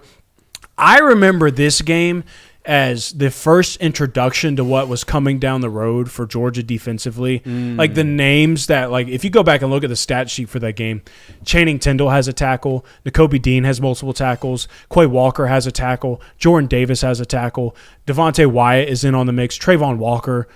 They're all in there, and they're all making plays.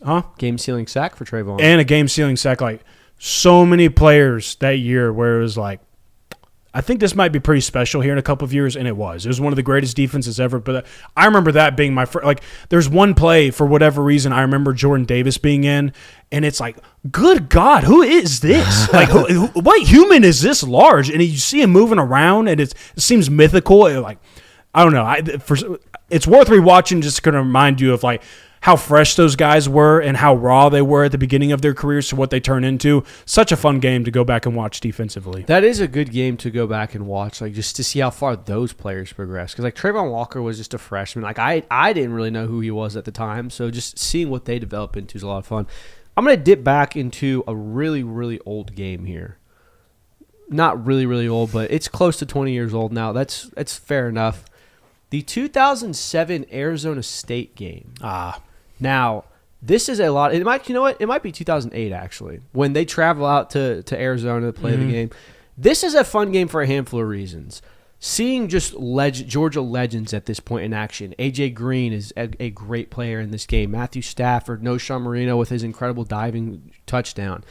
Fun. It's also fun to watch them play a team that they almost never play. Like, they played Arizona State once after this in a game in Athens. Not a fantastic game, even though it was a walk-off field goal. Either way, it's also a lot of fun to go back and watch just how much football has changed in these 20 years. We've actually watched this game before. We have. There's a play early in the first half where Georgia motions some wide receiver in. He motions in and is a motion crack block. For those of you who don't know what a crack block is, it's essentially just a blindside block from the word go out there and die. Yeah, it's one of the most brutal plays. Just like seeing the viciousness of that. A lot of fun to go back and rewatch that game. Yeah, watching that play of like, oh my gosh, like that wouldn't be legal today. Like, you hear people all the time of like, football is not as tough as it used to be. That's certainly a play you go and watch and like, oh gosh, those people are right. These old people might be right. They might be right. Maybe we do care about our brain a whole lot more than we did back then, because we're not doing that of like, just go run full speed 30 yards or 20 yards and go murder somebody so we can pick up 5 yards in the run game. We're not doing that anymore. 2016, Georgia versus North Carolina. Now, this is a bit of an interesting game for myself. Now, this is the introduction of Jacob Eason. Him and Grayson Lambert are taking turns with plays. Isaiah McKenzie has a massive game. The return of Nick Chubb. He has his massive touchdown. Ranked matchup. First game of Kirby Smart's career. All those good things. A lot of exciting moments. But for me, this was a very unique experience because I went to this game, and prior to this moment in my Georgia football fandom, I had never been to a Georgia game that really mattered all that much. Ooh. My first game was 2007 Georgia versus Ole Miss. Georgia and Matthew Stafford beat the crap out of the Rebels. I went to an App State game. I went to a North Texas game. Like, those are the games that I've been to. So it's games where you walk in, you know it's going to be a nice, easy day. Georgia beats the crap out of whoever they're playing, and there's no concern whatsoever. So this is my first time attending a college football game that had an atmosphere to it. Now, it was in the Georgia Dome, so it's not even a Georgia football home game. But I remember I'm sitting with my childhood best friend, and Nick Chubb breaks off his touchdown run, and the place is going nuts. And me and him are looking at one another like, this is the greatest environment I've ever been in. This is awesome. Like, is the Georgia Dome going to cave in right now? Because this place is shaking. And mind you, it's split 50-50. It's not even a Georgia home game. So, and like him and I would still text each other like, we'd be at a great moment at a Braves game or something like that, and it'd be like, still doesn't top the 2016 UNC game when Chubb hit that touchdown. Nothing will ever top that. And then I become a student at Georgia. I go to 2022 Georgia-Tennessee, the 2019 Georgia-Notre Dame game. But for a long time, that Georgia-North Carolina game was like the greatest sports environment I'd ever been in my life. I'm so glad you had that introduction to like big moment Georgia games, because mine was 2016 Tennessee. So not as fun. Yikes. Dude, I remember going from North Carolina to freaking Nicholls State, and then the classic that's a Missouri game, which, by the way, probably is another very rewatchable game where Georgia wins 28-27, and thinking this 2016 season is going to be a lot of fun. And then obviously we know what happens from there. But no, that is a very rewatchable game. Also an extremely aesthetically pleasing game. Yeah, there's something about it. I know we get bogged down in uniform talks here. That Georgia red against that baby blue. I mean, it's two of the best uniforms in college football, in my opinion. Agreed. I think the color schemes are beautiful. Hard to go against that. I stumbled upon a take while we were creating this segment, and I don't want to ruffle feathers when I do this, but hear me out. The 2017 season has some absolutely incredible moments. It has some fantastic. Well, obviously, the SEC championship was a great game. The Rose Bowl is probably the most rewatchable game in Georgia football history. We just talked about that. The regular season doesn't really have a ton of rewatchable games. There's rewatchable moments. I think the most rewatchable game here is the Notre Dame game, obviously, where Georgia wins 2019. But even then, that wasn't like an exciting matchup. Like, it was Jake Fromm with training wheels on. The Terry Godwin catch is really good. But other than that, it was kind of like I don't necessarily go. I watched the highlights of that, but I don't feel a desire to go back and watch the full game. And I feel that way for the most of the regular season. Yeah, you and I put it as like a very highlight era. Like, it's fun to go back and watch the highlights of Georgia beating Tennessee 41-0. It's fun to go back and watch the highlights of a lot of the Florida games of that timeline of like 2017 to 2019. There's a lot of good highlight games, but a lot of them it was Georgia just beat the crap out of them. Like, they just controlled the East. Like, the Eastern Division was no match for Kirby Smart and his football team, to where maybe don't sit down and watch all four quarters, but it's certainly fun to go back and watch the highlights. It's either like, I think that's a perfect way to describe it. From 2017 to 2019 is now 2017 is a little more special because Nick Chubb and Tony Michelle, but especially in 2018-19, it's Georgia either suffocated a team today and won 40-something to 10, or they barely won an offensive slugfest, or they lost. Yeah. Like, that was your three options. There was not Georgia was an exciting shootout today. Mm-hmm. So, yeah, you're right. 2013, Georgia versus Tennessee. See, this is a hard rewatch for me. I understand why it's a hard rewatch because, boy, was there some catastrophe in this game. I mean, it derailed the season. You know what I like watching this game? I like from the moment the fourth quarter started and Aaron Murray has that scramble, and then I'll watch the rest of that game. This is why I love rewatching this game, because there was a few times you got this version of Aaron Murray in his career, because instances like this happened a couple of times. Damn, I got to put the team on my back. Oh, it's Aaron Murray like, we're winning this freaking football game. Yep. Because Georgia jumps out 17-3 at halftime. Oh, Georgia's just going to cruise to a victory. They're going to beat Tennessee. And then Tennessee scores 14 points in the third quarter. Georgia goes scoreless. Game ends up going into overtime. But the entire second half, or really the fourth quarter like you're mentioning on, it's just Aaron Murray willing Georgia to a win. I mean, J.J. Green, no disrespect, J.J. Green. J.J. Green had 129 rushing yards in this game. He was the leading rusher because, again, there were a lot of catastrophe. So I understand, like, rewatching it, maybe not, like, maybe skip a few parts, like, you know, when you're watching a horror film, like, close your eyes, don't watch. But, man, I love watching Aaron Murray in those moments because that was my childhood quarterback, man. Like, it was him. Sure. He's a reason why I fell in love with this team so much. One of my all-time favorite Aaron Murray performances. It's a fantastic one, and I miss Aaron Murray a lot. You know what's not a fantastic Aaron Murray performance that landed on my list? The 2012 Florida game.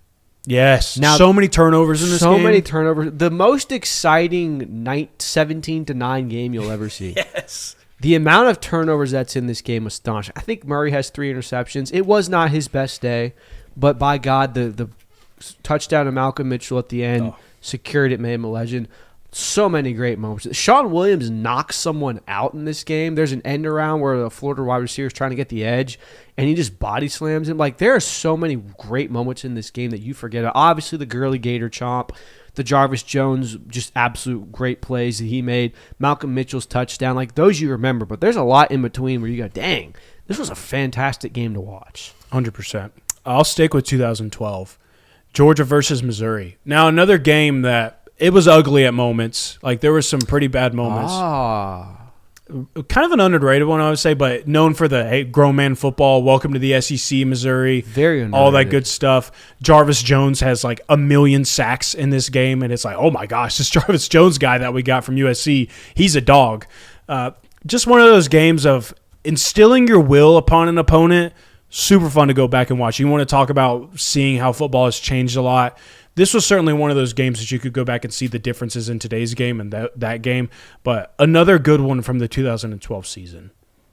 Here's another classic, and it might be a sore spot for some teams or fans because of the success that Georgia's had against this team. But the 2007 Alabama game is a all-time classic. And I know the in-betweens of that, of what leads up until the fourth quarter, isn't that great. But it's a very, very fun game to watch, just from back and forth. And you could kind of tell what Nick Saban was building at the time. So it's not the most rewatchable game, but I do recommend that if you've got some free time on a Saturday or something, turn that one on. It's a good game.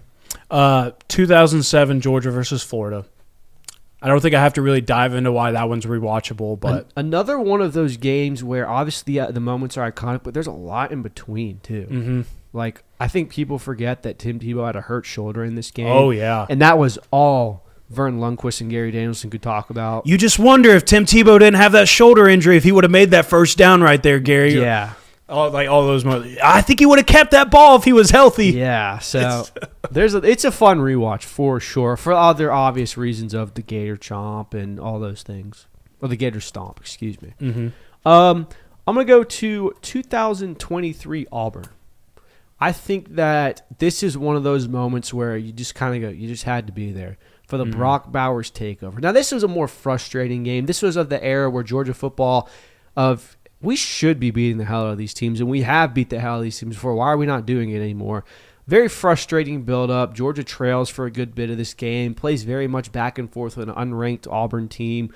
Kind of frustrating, but in the end, that second half, Brock Bowers just takes over and we get another win in Auburn. Very fun game to rewatch. Now, this one might have a little bit of pain as well, just because it really hammered home a point that Georgia fans were all thinking this season of, and it might make a return in the show later on. But 2006, Georgia versus – hold on. Let me get this right. I want to make sure I get – for some reason, I typed it in incorrectly, and I know that's not the game I'm talking about. Just describe it. I can tell you what year. 2006 Georgia versus Virginia Tech. Oh, this is the game where they're down by like 21.5, and then Matthew Stafford takes over. Down 21-3. I think this was the first game Mike Bobo was calling plays. Correct me if I'm wrong. Someone will know that in the audience. I was not. I was probably like 5 when this game was played, but I have since rewatched it. Yes. Matthew Stafford leads an incredible comeback. Another one of those games where I did not watch this when it was live, but I have gone back and rewatched it. In fact, I rewatched it, I think, about 2 months ago, and you're right. The Matthew Stafford comeback, the charge that he leads in the second half. I mean, Virginia Tech is just dominating Georgia for the entire first half. Sean Glennon, of all people, ends up throwing 3 interceptions in this football game. Georgia leads an insane comeback in the Chick-fil-A Peach Bowl. Good rewatch there. This is my favorite, absolute favorite game to recommend to people, because when you tell them about it, they go, what? But it is without a doubt one of the most fun, and maybe I'm biased because I was just starting to really understand football when it was played, but the 2009 Georgia versus Arkansas game is so much damn fun. Let me tell you the starting quarterbacks for this game, and you tell me if you're interested, all right? Joe Cox is one of them. Joe Cox is one of them, and the other is Ryan Mallett, R.I.P. JWill, would you like to know what Joe Cox and Ryan Mallett combined for on a Saturday afternoon in Fayetteville, Arkansas? 480 yards. Combined for? Ryan Mallett threw for 408 yards and 5 touchdowns in this game. Joe Cox threw for 375 yards and 5 touchdowns and an interception. That's the tape you played, Joe. When the kid's like, Dad, what were you like as a college quarterback? Honey, go get the VCR tape of Georgia versus Arkansas in 2009. Arkansas jumps out to a 21-10 lead in the first quarter, followed by Georgia scoring 17 unanswered points to take a 27-21 lead at halftime. Georgia ends up winning that game 52-41. It is without a doubt the most what the hell is going on fireworks time. Richard Samuel has 100 rushing yards in this game. Go watch the 2009 Arkansas game and just be taken back to the nostalgia. It's not two good teams. Neither of them were very good that year. Neither of them ended up doing much in the national title scene. Obviously, the 2009 was relatively a disappointment for Georgia. Go watch that game. It is so much fun. It's so funny to think about, like, if you were just to, like, take a really young Georgia fan right now, like a Georgia fan that's, like, 8 years old, and you just showed them that game. Like, they don't know anything about the 2009 season. You just show them Georgia versus Arkansas. They would have thought Joe Cox was, like, one of the greatest quarterbacks to ever exist. Did they retire that guy's number? Like, oh, dude, that season must have been so much fun. In which, by the way, let's also... Joe Cox gets a lot of unnecessary. He does. He has some great moments, despite what the record was that year. Like, there's some really good Joe Cox moments. I mean, Joe Cox had a game-winning touchdown against LSU that upset Georgia Tech. Like, he has some good moments for his career. Ultimately, the roster as a whole that year just didn't really pan out. I'll kind of group my last two ones because they are recent ones. I don't have to really run them down and tell you all about them. But now you kind of push back on one of these. 2024 Georgia Tech. Okay. And 2025 Tennessee. So you weren't a fan of the 2024 Georgia Tech one. 2025 Tennessee is absolutely there. It hasn't aged enough, and my for this past season was 2025 Ole Miss. I think both of those history will tell. Tennessee will probably get the nod just because of what happens in the Sugar Bowl. But here's my problem with the 2024 Georgia Tech game, and here's why, in my opinion, it's not rewatchable. Obviously, an 8 overtime classic is like, well, this is one of the greatest games ever. I think people forget that the lead up to that game was 3.5 quarters of Georgia looking horrible. It was 17-0 at one point. Georgia didn't score a touchdown until the third, like late third, early fourth quarter. That game was awful up until the Haynes King fumble. And then everything was like, wait a minute, Georgia might win. Like, I remember people were leaving Sanford Stadium. People watched the entire overtime series in that plaza under the scoreboard. Yeah, it was full. You could not, like, the overtime is great to watch, and I love watching the highlights and the back and forth of that, but you're going to have a hard time convincing me to sit through that 4-hour mess, especially when for the majority of it, Georgia is playing horrible football. It's definitely one of those games where if you were there and you were one of those people that left the game and then you ran under the scoreboard to catch the end of it because you're like, oh, they came back. You don't ever admit it that you left. Like, you just tell me, I was there. Brother, I was there for that game. Brother, we were in the 300 section, stayed strong. Never left. And by the way, it was cold as hell. Oh, it was so cold. And we're up in the top section because all of our high school friends are coming down. So I was like, all right, we got to get cheap tickets for this game because I was a fan for it. So there's like 9 of me and my buddies just like, oh, do we leave yet? It's like, no, dude. You never leave. We got to wait. And then Haynes King scored that other touchdown. They go up by 14 with like 5 minutes left. And people who weren't Georgia fans on our side are like, all right, bro, let's get out of here. And see, for me, for a game like that, I like rewatching games like that. I like rewatching comeback games. And as messy as they are sometimes, I like it because even when I'm rewatching it, there's moments where I'm sitting there like, there's no way they win. How do they win? There's 5 minutes left in the game. We're down 2 scores. We don't win this game. They're about to get a first down right here. There's no way Georgia wins. Oh, Dan Jackson. Here's my final input for a game where you should rewatch. And it's a fairly modern game. It's older now by this standard, but the 22 SEC championship. And this is one of those games, again, that I think just has so many fun moments, and there's so much happening. Georgia hangs up 50 on LSU, for those of you who don't remember. This is the iconic Chris Smith blocked field goal return for a touchdown. This is the Jalen Carter holding up Jalen Daniels 1. This is the Stetson Bennett gif of dropping dimes. Like, so much happens in this game. A.D. Mitchell has a Philly special moment to score a 2-point conversion to go up 50. Chris Smith breaks up a pass that bounces off Smile Munden's head and is intercepted. Like, So much happens in this game, and it's Georgia just having their way offensively. Very fun game to watch, very rewatchable, lots of action. I highly recommend. All right, so there you have it.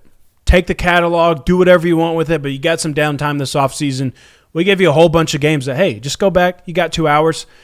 Fire up YouTube, go back and rewatch a Georgia football game, some fun ones there. But as Henry has requested in the chat, let's get to some current events, Kirby. They want the current stuff. They want the real. They want what's happening right now. So here's something that happened recently. Kirby Smart had another mic moment. The hot mic got him. Yeah, I got him. Some bystander. It was actually, I believe it's someone that listens to this show. I know it's someone that follows me on Twitter. And I would like to make sure I get this person's name right before I talk about this. But anyways, there was a bystander outside of the practice facility. Georgia's got spring practice going on. And Kirby Smart just starts laying into one of his football players while also praising one. Yep. You could take this one direction or the other.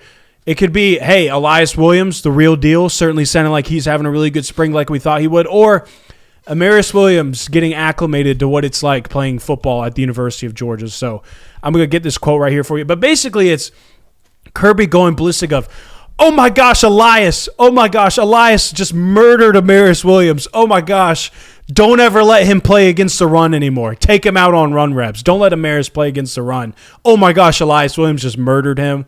So maybe not your typical ass chewing that you get sometimes from Kirby Smart, but certainly shows another side of Kirby of like, he going to let you hear it. If you mess up, he's going to let you hear it. That is classic Kirby Smart trash talk. Welcome to Georgia.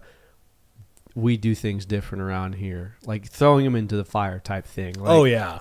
Like there's a lot of guys where like you can just chew their ass and get after them, or you can like kind of cater to their competitive side of, oh man, he just got beat, and I'm going to make sure everyone in this field knows it. I'm going to make sure people who are outside the facility knows it. And hey, if we get a viral moment for it, everyone's going to know it. Amaris Williams just got beat by Elias Williams, and apparently it was really bad. So another genius play by Kirby Smart here. Why is Amaris crying? Because he just got dunked on. That's what it sounds like happened. But yeah, I mean, now, at the same point, I also think that you have to take these with a grain of salt to some degree. It's spring practice. It's, you have no idea what's happening either. It's very early into the offseason. We don't know what's happening. Don't look at this and go, oh, this Amaris Williams thing might not be paying off like we thought it would. Or, oh, my God, Elias Williams, he's going to be, he's the real deal. Like, two things can be true, and this could be a completely deceitful thing as well. So don't take it with too much. Just enjoy the fact that your coach got, a hot mic moment of him chewing someone out. Yeah, and like it could, like, again, because we can't see the play happening, all we can hear is Kirby yelling over the microphone. And this would be a very Kirby thing to do, in my opinion, as well. Like, it could have been something as simple as like Amaris gets his foot stepped on, and so he loses his balance, and so then Elias just like chucks him onto the ground. So maybe nothing to do with what Amaris did, but if you're going to fall on your face or it looks like Kirby's going to go out of his way to make sure you hear it of like, hey, man, we got to do better than that. And especially for a guy that's new to the program, you got to treat everybody the same. You got to be an asshole to everybody. Amaris being the butt of the joke of that one. Yeah, so again, don't look too much into it, but very fun moment. Now, we did stumble into what I think is a pretty interesting segment here, and this is still relevant to today's roster as well. It creates a theme, in my opinion, at least, again, from the names that I gathered for this segment. I would say that I came to the conclusion of a pretty strong theme for Georgia. We went back and looked at like the biggest flips for Kirby over his career, notable names, or really just any flip that Georgia has made during his time at Georgia. Now, I don't know how you deciphered what a flip is. Like, I know there's sometimes where a player decommits, takes some time, and then he commits to another school. I did it to where it's like this player decommits and commits all in the same action. Instantly. Yeah, I feel like it's kind of hard to go back and find those specific moments. So I just did. Yeah, I just went by the dates on the recruiting pages, so these may not even be all that accurate. But based on this information, I'll start this. So KJ Bolden, Bolden is a clear flip. One of the most recent flips from Florida State. One of the biggest drama pieces there was in his recruiting class when it came to a big decision on early national signing day. Sorry, I didn't mean to interrupt, but could you imagine what this safety room would look like if you didn't flip KJ Bolden? You would have taken a lot of You've already taken a lot of safeties, but that's what I'm saying, dude. Yeah, huge get nonetheless for Georgia. I can remember that day. of we did our super show like we always do on early National Signing Day. You had already gone home. I can't remember what I was doing, and Brooks was like, KJ Bolden's about to commit to Georgia. We need to get back to the studio. Oh, that's right. You had a dentist appointment. I was like, hey, we got to be done by 1 because I've got a dentist appointment. 1 p.m. comes, like, all right, that's basically everyone. I'm in the car. I'm like 15 minutes down the road, and I get the Twitter notification of like, KJ Bolden just flipped to Georgia. And I'm like, do I need to come back? And you're like, no, we got it. Don't worry. Yeah, so we had to re-fire up our stream and do a quick little video about KJ Bolden flipping to Georgia. But yeah, like you mentioned, ended up being a very fruitful commitment flip for the Georgia Bulldogs. Yeah, another one I've got, and I don't remember if this was a flip or not, but Rayshawn Dinkins was once upon a time committed to the Georgia Tech Yellow Jackets. I forgot about this one. These are always impactful, and obviously I think Rayshawn Dinkins' best plays at Georgia are ahead of him. These are more impactful in my opinion of like, what if this guy was on Georgia Tech right now? Like, how different would things be, not just on Georgia's perspective, but for Georgia Tech? So a massive flip. Yeah, and one where if you are Georgia Tech, you're looking at that one of like, freaking Kirby. Like we had this kid committed, what we felt like was maybe one of these diamond in the roughs of like, how in the heck did this kid slip through Georgia's fingers? How is he not going there? Have his commitment, and then Kirby's like, no. He's mine. Sorry. Michael Williams, another famous incident of this, was committed to USC at one point, ultimately commits to Georgia. A famous story that we recently learned as well. Yeah. Very famous story. I don't know. Can we share that? I'm not going to. Brooks isn't here. I don't know who knows it, so I'm not going to greenlight it. But if you can find the Michael Williams flip story, it's quite entertaining. Yeah, if you know the intel there, it's Georgia did everything to make sure that one came. I'll just put it that way. Of like, there wasn't a single thing that Georgia was not willing to do to ensure that Michael Williams was a Georgia Bulldog.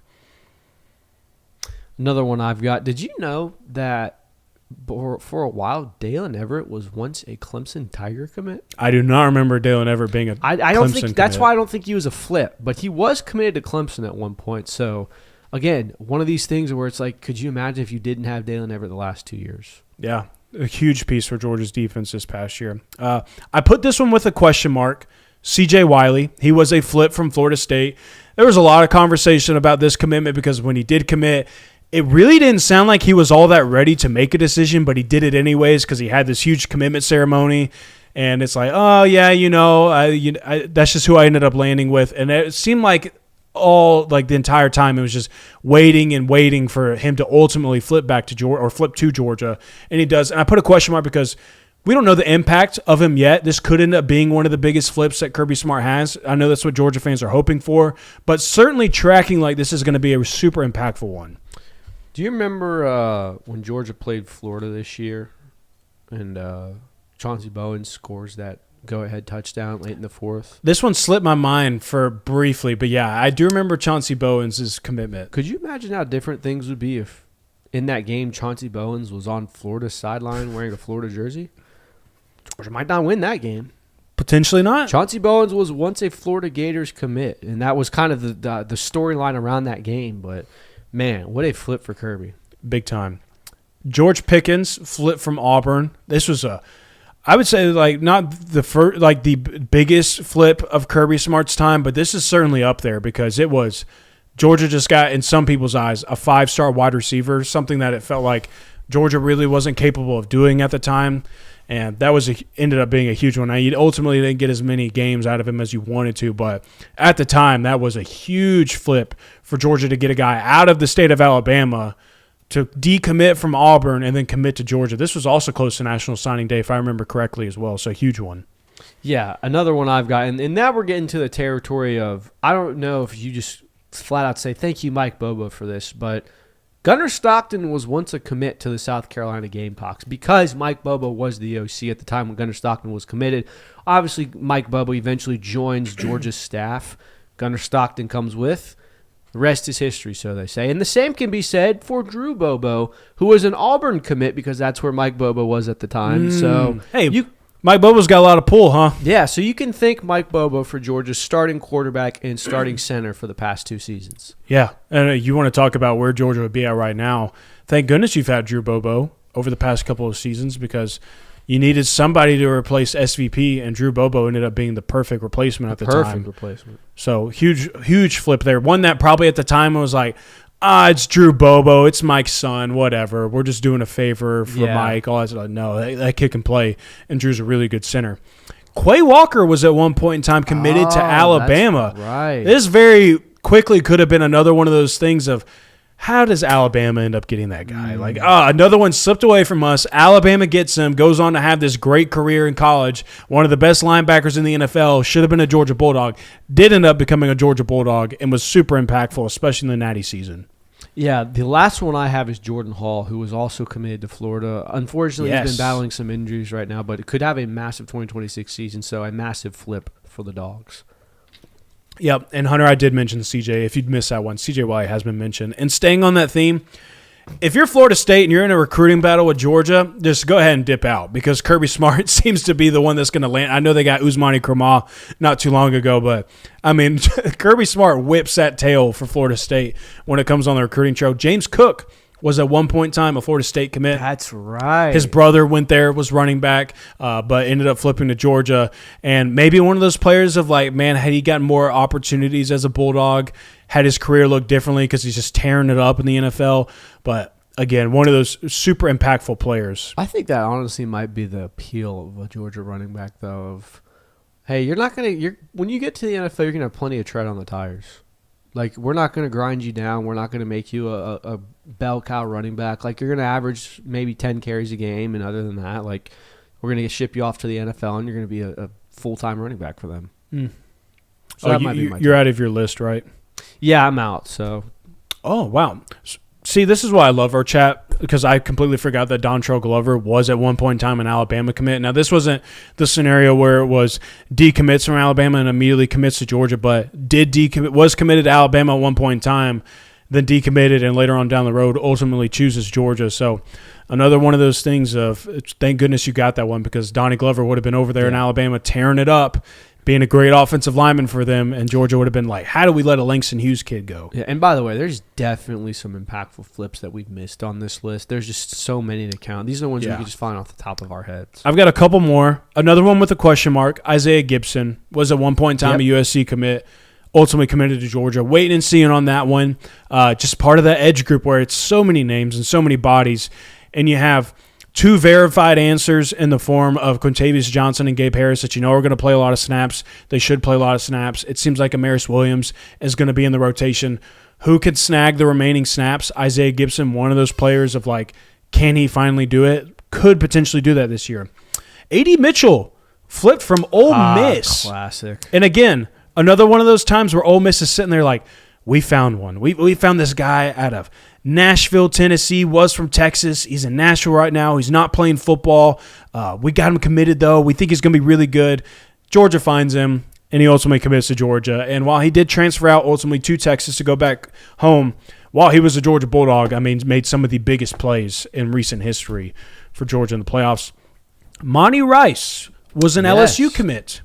That was a big linebacker flip for that point in time, was your starting Mike linebacker. Played through so many injuries, and I think people forget about that, but that dude was banged up all the time and just stuck through it no matter what. And then I think Chat mentioned this one previously, and I don't know if this falls under the criteria of was like bang bang when it happened, but Jake Fromm was an Alabama commit at one point in time. That's right. That was a flip, I believe. So ultimately, the theme that I have rested on, going back and looking at these names, and there's also names that we missed. I'm sure there's also some names that don't fall under this criteria because not all of them can pan out. But typically, if Georgia flips you from another school, you tend to end up being a super impactful player and end up being one of the best players on Georgia's roster. Just based on the names that you and I rattled off back and forth, like all of these guys, like you think back of what the roster would have looked like without them, or like had they not gone to Georgia, what does it look like? It was a huge, like it's just a big group of names of players of like, man, one of the best players that Georgia has had at that position. Yeah, no, it's definitely worth noting that a lot of the flips seem to pan out for Kirby, and there's probably some that don't, but still, I think the Austin Blasky was a flip. Oh yeah, maybe that's a blast from the past right there. Yeah, so stuff like that. But most of the time, if you flip, you're a good player. For sure. All right. Now let's get into this segment of doom and despair that you have, Christian. I kind of hate that we're closing the segment with this, but I'll tell you what brought it along, because if you're in the Discord, you know that off-season time, I will rewatch a lot of Georgia football games. It's part of what inspired the other segment. That's why we have such a vast amount of knowledge on that. But recently, I was watching the 2005 SEC Championship game. For those of you who are too young to remember or just weren't paying attention during that time, Georgia beat LSU like a drum, 34-14. That game led by quarterback DJ Shockley. Kirby Smart and Mike Bobo were both on staff for that victory. And 20 years later, they're offensive coordinator and head coach. But what's so notable about that game is that Georgia was a 2-loss team at the time. Didn't really have national championship aspirations because the BCS was a thing. If you weren't 12-0 or 11-1 at the worst, you probably weren't competing for a national title that year. Georgia had lost a game to Florida earlier that season by 1 score where DJ Shockley was injured, did not start.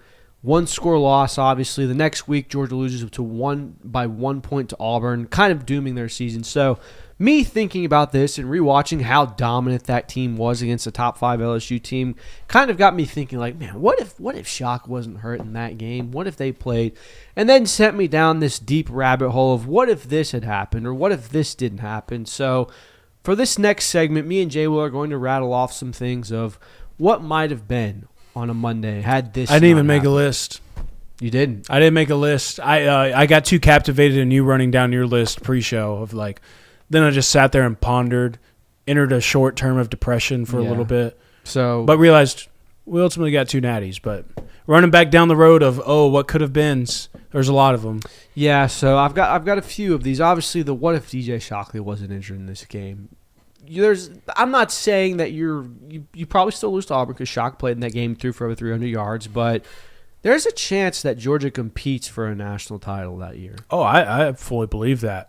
I know. The Georgia fan fully believes that if their quarterback was healthy, they would have won a national title. I truly believe if DJ Shockley never gets hurt, Mark Richt has a national title. Now, the pushback to this, obviously, is this was in the year where you had USC and Texas, 2 powerhouse teams competing for a title. I think they were both undefeated at the time or both had 1 loss. So it was kind of hard to deny either one of them. Sure. So understandably, but man, if Shock wasn't injured, if you had a 4-team college football playoff, who knows what could happen. Another one of these.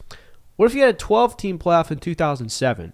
Another season where Georgia has 2 unfortunate losses in the regular season, but my God, by the end of the year, that team was on fire. Poor Hawaii. I mean, just destroyed Hawaii in the Sugar Bowl. One of the shining Sugar Bowl moments that Georgia's had the last 20 years. Yeah. I mean, people argue to this. It's the game that had so much hype for Georgia that they were ranked number 1 preseason. Everyone's like, my God, Matthew Stafford's back. Noshawn Marino's back. All these guys on defense are back. What could have been if that team had a chance to actually compete for a national title? Yeah, if they had an opportunity for redemption, like Miami did this year, where, hey, you got 2 losses, but you're in the playoff field, anything could happen. Certainly one of those teams that you think about, if the playoff field existed, would they have won a national title this year? I don't know if they would have ultimately won it, but they would have had a dang good shot at it. Now, this one is not as much for just the impact of the season. I don't know if the season as a whole changes that much without this, but what if Todd Gurley doesn't get suspended in 2014? Now, I want to just read off the first 5 games that Todd Gurley had. I've stared at this stat sheet so many times. He had 198 rushing yards against Clemson. That's just rushing yards. That does not count receiving yards, nor does it count his 100-yard kick return. He had 131 rushing yards in a loss against South Carolina. I didn't count the Troy because I don't think he played that much that game. Sonny Michel had 155 yards that game, by the way. He had 208 yards in a win against Tennessee, and then he had another 163 rushing yards in a win against Vanderbilt. My question doesn't necessarily pertain to, what might have been if Todd Gurley didn't get suspended. That doesn't necessarily affect the season. I don't think Georgia wins a Natty that year. Todd Gurley is a Heisman winner if he doesn't get suspended. Oh, he was a clear favorite. Prior to his suspension, I mean, it was Todd Gurley is running away literally with the Heisman Trophy right now. And I will never forget, never, ever will I ever forget sitting on my couch in my basement getting that damned ESPN notification that Todd Gurley had been suspended. You know where I was? I was in Subway sandwiches. And I was so flustered that I was still trying to finish the order. I was like, do you want I was just like... Whatever. So whatever, just put the fries in the bag. So yeah, Todd Gurley. I will die on the hill that Todd Gurley wins the Heisman in 2014. Oh, he was having such a good season. And maybe he doesn't get injured against Auburn. Like that's the assumption. Like you can kind of tie that to he had missed so much time. But maybe Georgia doesn't lose to Georgia Tech in overtime that year. Maybe there's a chance that they're a college football playoff team. Maybe they don't lose to Florida. But Todd Gurley for sure wins a Heisman in 2014 if he doesn't get injured. So. That's a major what if that I think about a lot. Here's one that hurts. What if Chris Conley doesn't catch that pass in 2012? Every Georgia fan has thought about this one. I know Chris Conley has thought about this one too. There's so many what ifs in this situation. Like, what if you actually clocked the ball like Aaron Murray was wanting to? And I'd like, before you guys, anybody says like, oh, well, you know who was calling plays. I understand why Georgia did not want to clock the ball, why Mark Richt and Mike Bobo both wanted to run hurry up right there because, and they've talked about this, of they had the defensive personnel that Alabama had on the field at the time. They liked the mismatch that they had. They liked their chances of getting an offensive play off and getting a touchdown with those players on the field. So I understand it both sides, but you go back and think like, man, if you clock the ball right there, you settle in, you get the right play called, all those things like, oh, what could have happened? Like, such a it's one of those moments too where like you can't blame Chris. Like you can't fault him for catching the ball. Like it's literally what he's taught to do. In any moment, like your natural reaction is to catch it, but everybody's thought about that one of like, had this gone differently? Yeah, so. Like, had the ball not been tipped, like, where does it go? What happens? And again, even if Chris Conley doesn't catch that ball, you still have to run another play. You still have to get into the end zone, but, boy, you beat the hell out of Notre Dame if you do. Here's another one that necessarily, I don't know, would have as much effect on the total outcome of the season, but it would certainly not break my heart as much. What if Tua Tagovailoa doesn't re-injure his ankle in the 2018 SEC Championship? I think it's a lost thing that a lot of people forget that obviously Jalen Hurts comes in and just lights it up and leads Alabama to a 14-point unanswered score and then win the SEC Championship. People forget how awful Tua was playing in that game. Oh, so bad. He was like 10 for 25, had 2 picks.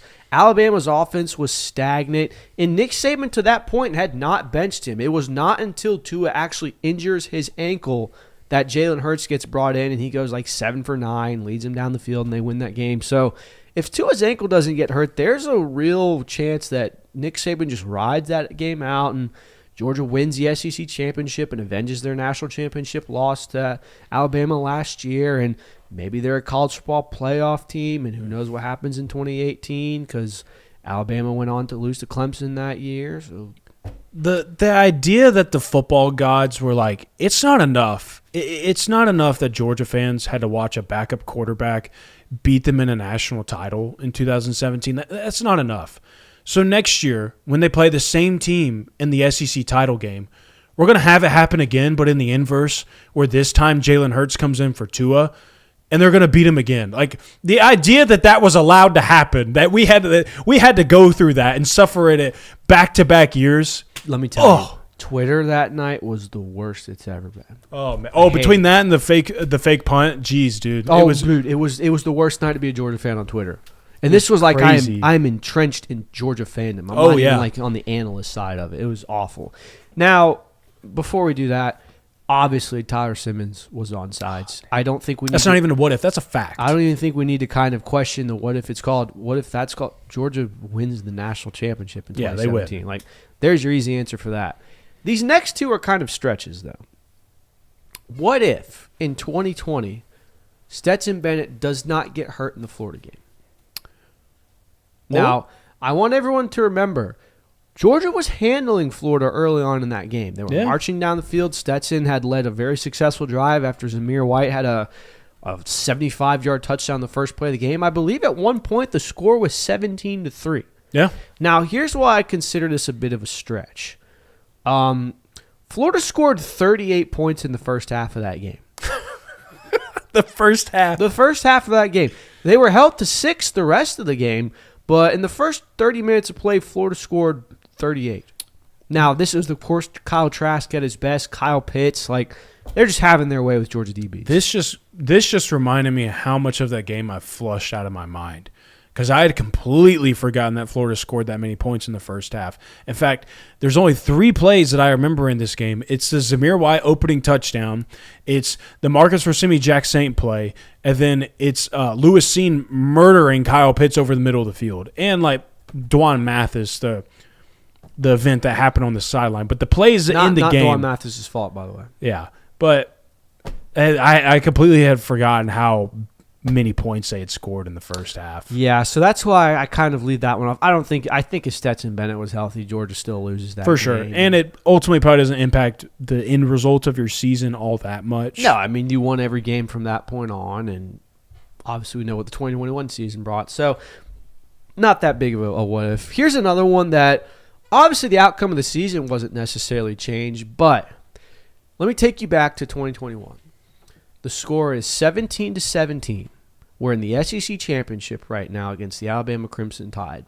We're in the final minute of the first half. Bryce Young is scrambling. He's caught off a big run. There's less than a minute left, and he fumbles. Instead of diving on that fumble, I believe it was Trayvon Walker or someone else on the Georgia defense tries to pick it up and run. They don't get a good enough grip on it. Bryce Young eventually is able to grab the ball. They re-secure possession. Alabama scores on that drive to take a 24-17 lead at the half. My question to you, JWill, what if Georgia just dives on that fumble? What if at the very worst it's 17-17 going into the half of the SEC championship? Hard to say because like there's just games where you feel like it's just not your day. And in a moment like that just kind of really solidifies it. For sure. When you have a missed opportunity and the other team capitalizes on it, it feels like in that event, in that point in time, it's like, there it is. Like, it's just one of those days. The ball isn't bouncing our way. We aren't making the plays that are necessary. So it's kind of hard to say just because ultimately it was one of those days. Like, Alabama had your number. Bryce Young was playing out of his mind. It seemed like you couldn't do anything to stop him. Mm-hmm. But and by the way, doesn't really matter in the end because you got revenge against that team in the national championship. But I do wonder, like, if you do secure that fumble, if you do somehow, manage to hold on to that lead and you win that game, you get an undefeated season, you go 30-0. You have a 30-0 streak. You have a shot at breaking Oklahoma's record. Like, all of these things. My final one, and this one kind of stings the most. What if that end around isn't called in the 2023 SEC championship? For those of you who don't remember, Georgia is on their own goal line inside the 10. And they call an end around to Dylan Bell. The exchange gets fumbled. Alabama recovers. They kick a field goal. End up winning that game by 3 points. So what if that doesn't happen? Now, again, that's what you know what's funny about this is I was watching the highlights of, I don't know if it was the Tech game, but it was maybe the game right before that. And Georgia runs this play. They run the play. I guess you could call it a trick play. I don't know, whatever you want to call it. The end around play that you're talking about in the 2023 SEC championship game, where it ends up being a fumble and Alabama recovers it, and it's ultimately what feels like it decides the game. Georgia ran this play previously and executed it perfectly. Yeah. So I know that situation, maybe don't call it in your own end when you're backed up that far, all of those things, but it was a play that Georgia had ran multiple times that season and did it seamlessly, and then that time you just ended up having a miscommunication. I don't have a problem with the play call. I have a problem with fumbling the ball. For sure. Don't do that. And again, maybe you don't do that. Maybe Georgia beats Alabama. Maybe they get into the college football playoff and they win the national title and they have the historic three-peat. Like, there's so many what-ifs that also have to take place after that. But, man, what if that catch is also overturned? Which, by the way, it wasn't a catch. Oh, the Isaiah Bond catch? Yeah. Man. No, it definitely was not. So I didn't mean for this, last segment of the day to kind of fire everyone up and make them mad, but I think this does a really good job at illustrating just how close you can be to going all the way and how you need just one thing to get right. I mean, you could do this in the adverse. What if the Noah Ruggles kick goes through? Oh, Georgia doesn't back-to-back. Like, things like that. Like, what if Brock Bowers doesn't take over in 2023? Your streak is gone. Like, so many things. What if name one singular thing that happened. What if Haynes King doesn't fumble in 2024?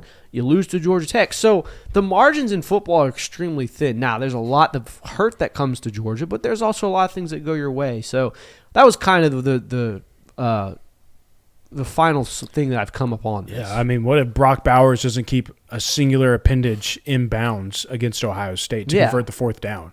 I mean, one of the greatest plays I've ever seen a human being make in a football game. Like, even in a season, the 2022 season, even in a season like that, where it seemed like Georgia couldn't do anything wrong, they were so much better than anybody that they played. Even in a season like that, the margins were so thin for you to ultimately go and pound TCU for a national title. Mm-hmm. Like, so many things could have went different, especially in that game where, like, you want to play the what-if game. Ohio State could play the what-if game of, like, well, what if Marvin Harrison Jr. doesn't get taken out of the game? Yeah, there's tons of those. Yeah, so it's not necessarily healthy to think this way as a Georgia fan or as a college football fan in general, but sometimes you just can't help but think it because there are some definitive, well, if this one thing is different, you might have different results. So Yep, it looks like, if I read that text correctly from Brooks, I believe there's media availability tomorrow. it appears that way. We are getting Coach Smart. So, hey, if you're listening right now, tomorrow we're going to have Kirby presser notes. Kirby's going to be fresh off of a press conference. Our Kirby's going to be fresh off of a press conference as well. We'll have those notes for you. We'll have other show topics. If you made it this far, make sure you like and subscribe if you haven't already. Thanks for sticking with us. And again, a reminder, it is just us two in the studio for the rest of the week. No Brooks as he continues his football pilgrimage, but hopefully you're still enjoying the content. We love you. We appreciate you. We'll see you tomorrow night.